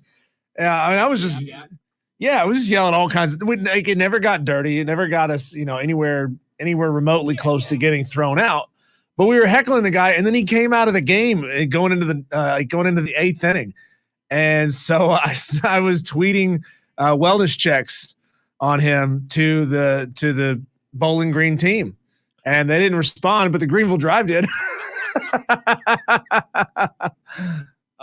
My brother and I, back in the old Pensacola Blue, I got 30 seconds. We go to the Wahoos, and we would always sit third base side, and we would mock the third baseman and the bullpen, because the bullpen was right like just past third base. Yeah, we had a game against the Montgomery Biscuits one time that came in, and we were talking so much smack to the pitchers, the relief pitchers. But they were like, you could tell like they were laughing without getting caught laughing. And after the game, one of them came over to us and was like, "Dude, that was the funniest game." He got us a couple of game balls, and he was like, "That's awesome." He was like, "Dude, that was hysterical." If you good banter with the crowd, dude, they can be a lot. Or with the Filtered sports talk every weekday noon to 3. This is the Rob Brown Show on ESPN Upstate. And now, the Rob Brown Show presents Twitter Trending Topics. Here's what's happening on the internet. Let's see what Rob Brown knows about it. Topic number 1 is Schefter. Shefty in the news today. Adam Schefter was interviewed on the Dan Patrick Show, I believe. And they asked about his, quote, decision, end quote, to break the Aaron Rodgers news on draft day. Dan Patrick asked him, "Why did you do that?" And Schefter said, "That is absolutely accurate, correct. It was nothing that morning that came out, or it was nothing that morning that then all of a sudden it came out to me and he wants out and you should report this. It was just an accumulation of information." Look, it was an accumulation for a reason. Aaron Rodgers knew what he was doing. He was putting a B slap on the Packers on draft day, just like the Packers put a B slap on him the year before on draft day by bringing in Jordan Love. Listen, Shefty didn't get played. That's just the game. He can only report it when he knows it for a fact, and Aaron Rodgers' team did a great job of holding that down to the moment it gave him the most leverage. Yeah, but he also didn't say anything. Nobody came to him and said, "Hey, I represent Aaron Rodgers, or I am Aaron Rodgers, and I want out of Green Bay." Nothing like that happened. What he said was it was an accumulation of information over the course of the offseason, which could be construed as, well, Adam Schefter's talking out of his ass and he doesn't know what he's talking about. Yeah, but Shefty's been pretty good about not doing that throughout his Yeah. career. That's where he's gotten what he's gotten. He's a smart dude, and he's one of the few that doesn't rely on hot takes to get him where he is. I think that the news breaking about the head coach, about the GM, and about the owner of the Packers, well, the representative owner, all flying to California to stay with Rodgers, I think was the tipping point, and that news didn't come out until draft day. So I think it was a calculated risk by Shefty. I'm not mad at him for it. I mean, he can only play the game the way he plays the game, and whether you like it or not, teams and players understand how to work the news cycle to gain the leverage, and I think that's what happened. Next up, Albert Pujols. Albert Pujols back in the news today. I do not know why. I could not tell you why he is trending. Albert is being released from his contract. Being released. All right, I'm going to cheat and look it up on this one. The Angels announced today that the club has designated Albert Pujols for assignment. So they are releasing future Hall of Famer Albert Pujols, final year of a 10-year, $253 million contract. I mean, look, the dude's a legend, but the Angels are a contender this year, and if he's going to be up there batting 150, that's a detriment for sure. I remember 10 years ago when he got this contract thinking, oh my God, he's going to be old as hell when he finishes that contract. Turns out, Diesel, you're good at sports radio because that is correct. That is correct. Next up, Giancarlo Stanton is trending. Man, we are just killing it today on the random names popping up. Giancarlo Stanton let's see what I'm cheating. I'm looking it up because I don't have any idea. I got nothing, Diesel. I don't know. 3 hits and 1 run from 4 at-bats in a Yankees 6-3 win over the Astros. So that's all it takes to trend these days. I was going to say that's all. He did his job. Well, here's the other thing, and I did cheat and look it up. He had a dinger against the Astros, a 117.3 exit velocity. Diesel, I believe that is close to being the velocity required for low Earth orbit of a baseball. That's going to do it. Thanks for Diesel for stepping in for Lonzo. Thanks, Alonzo, for all the hard work. Thank you guys for listening. I appreciate it. Offsides with Mark Ryan and Diesel is up next. Stay tuned for that. Back tomorrow for a Friday edition of the Rob Brown Show right here on ESPN Upstate. Later. Appreciate you guys on the stream. We'll see you back here tomorrow. Have a good day, everybody. Thanks for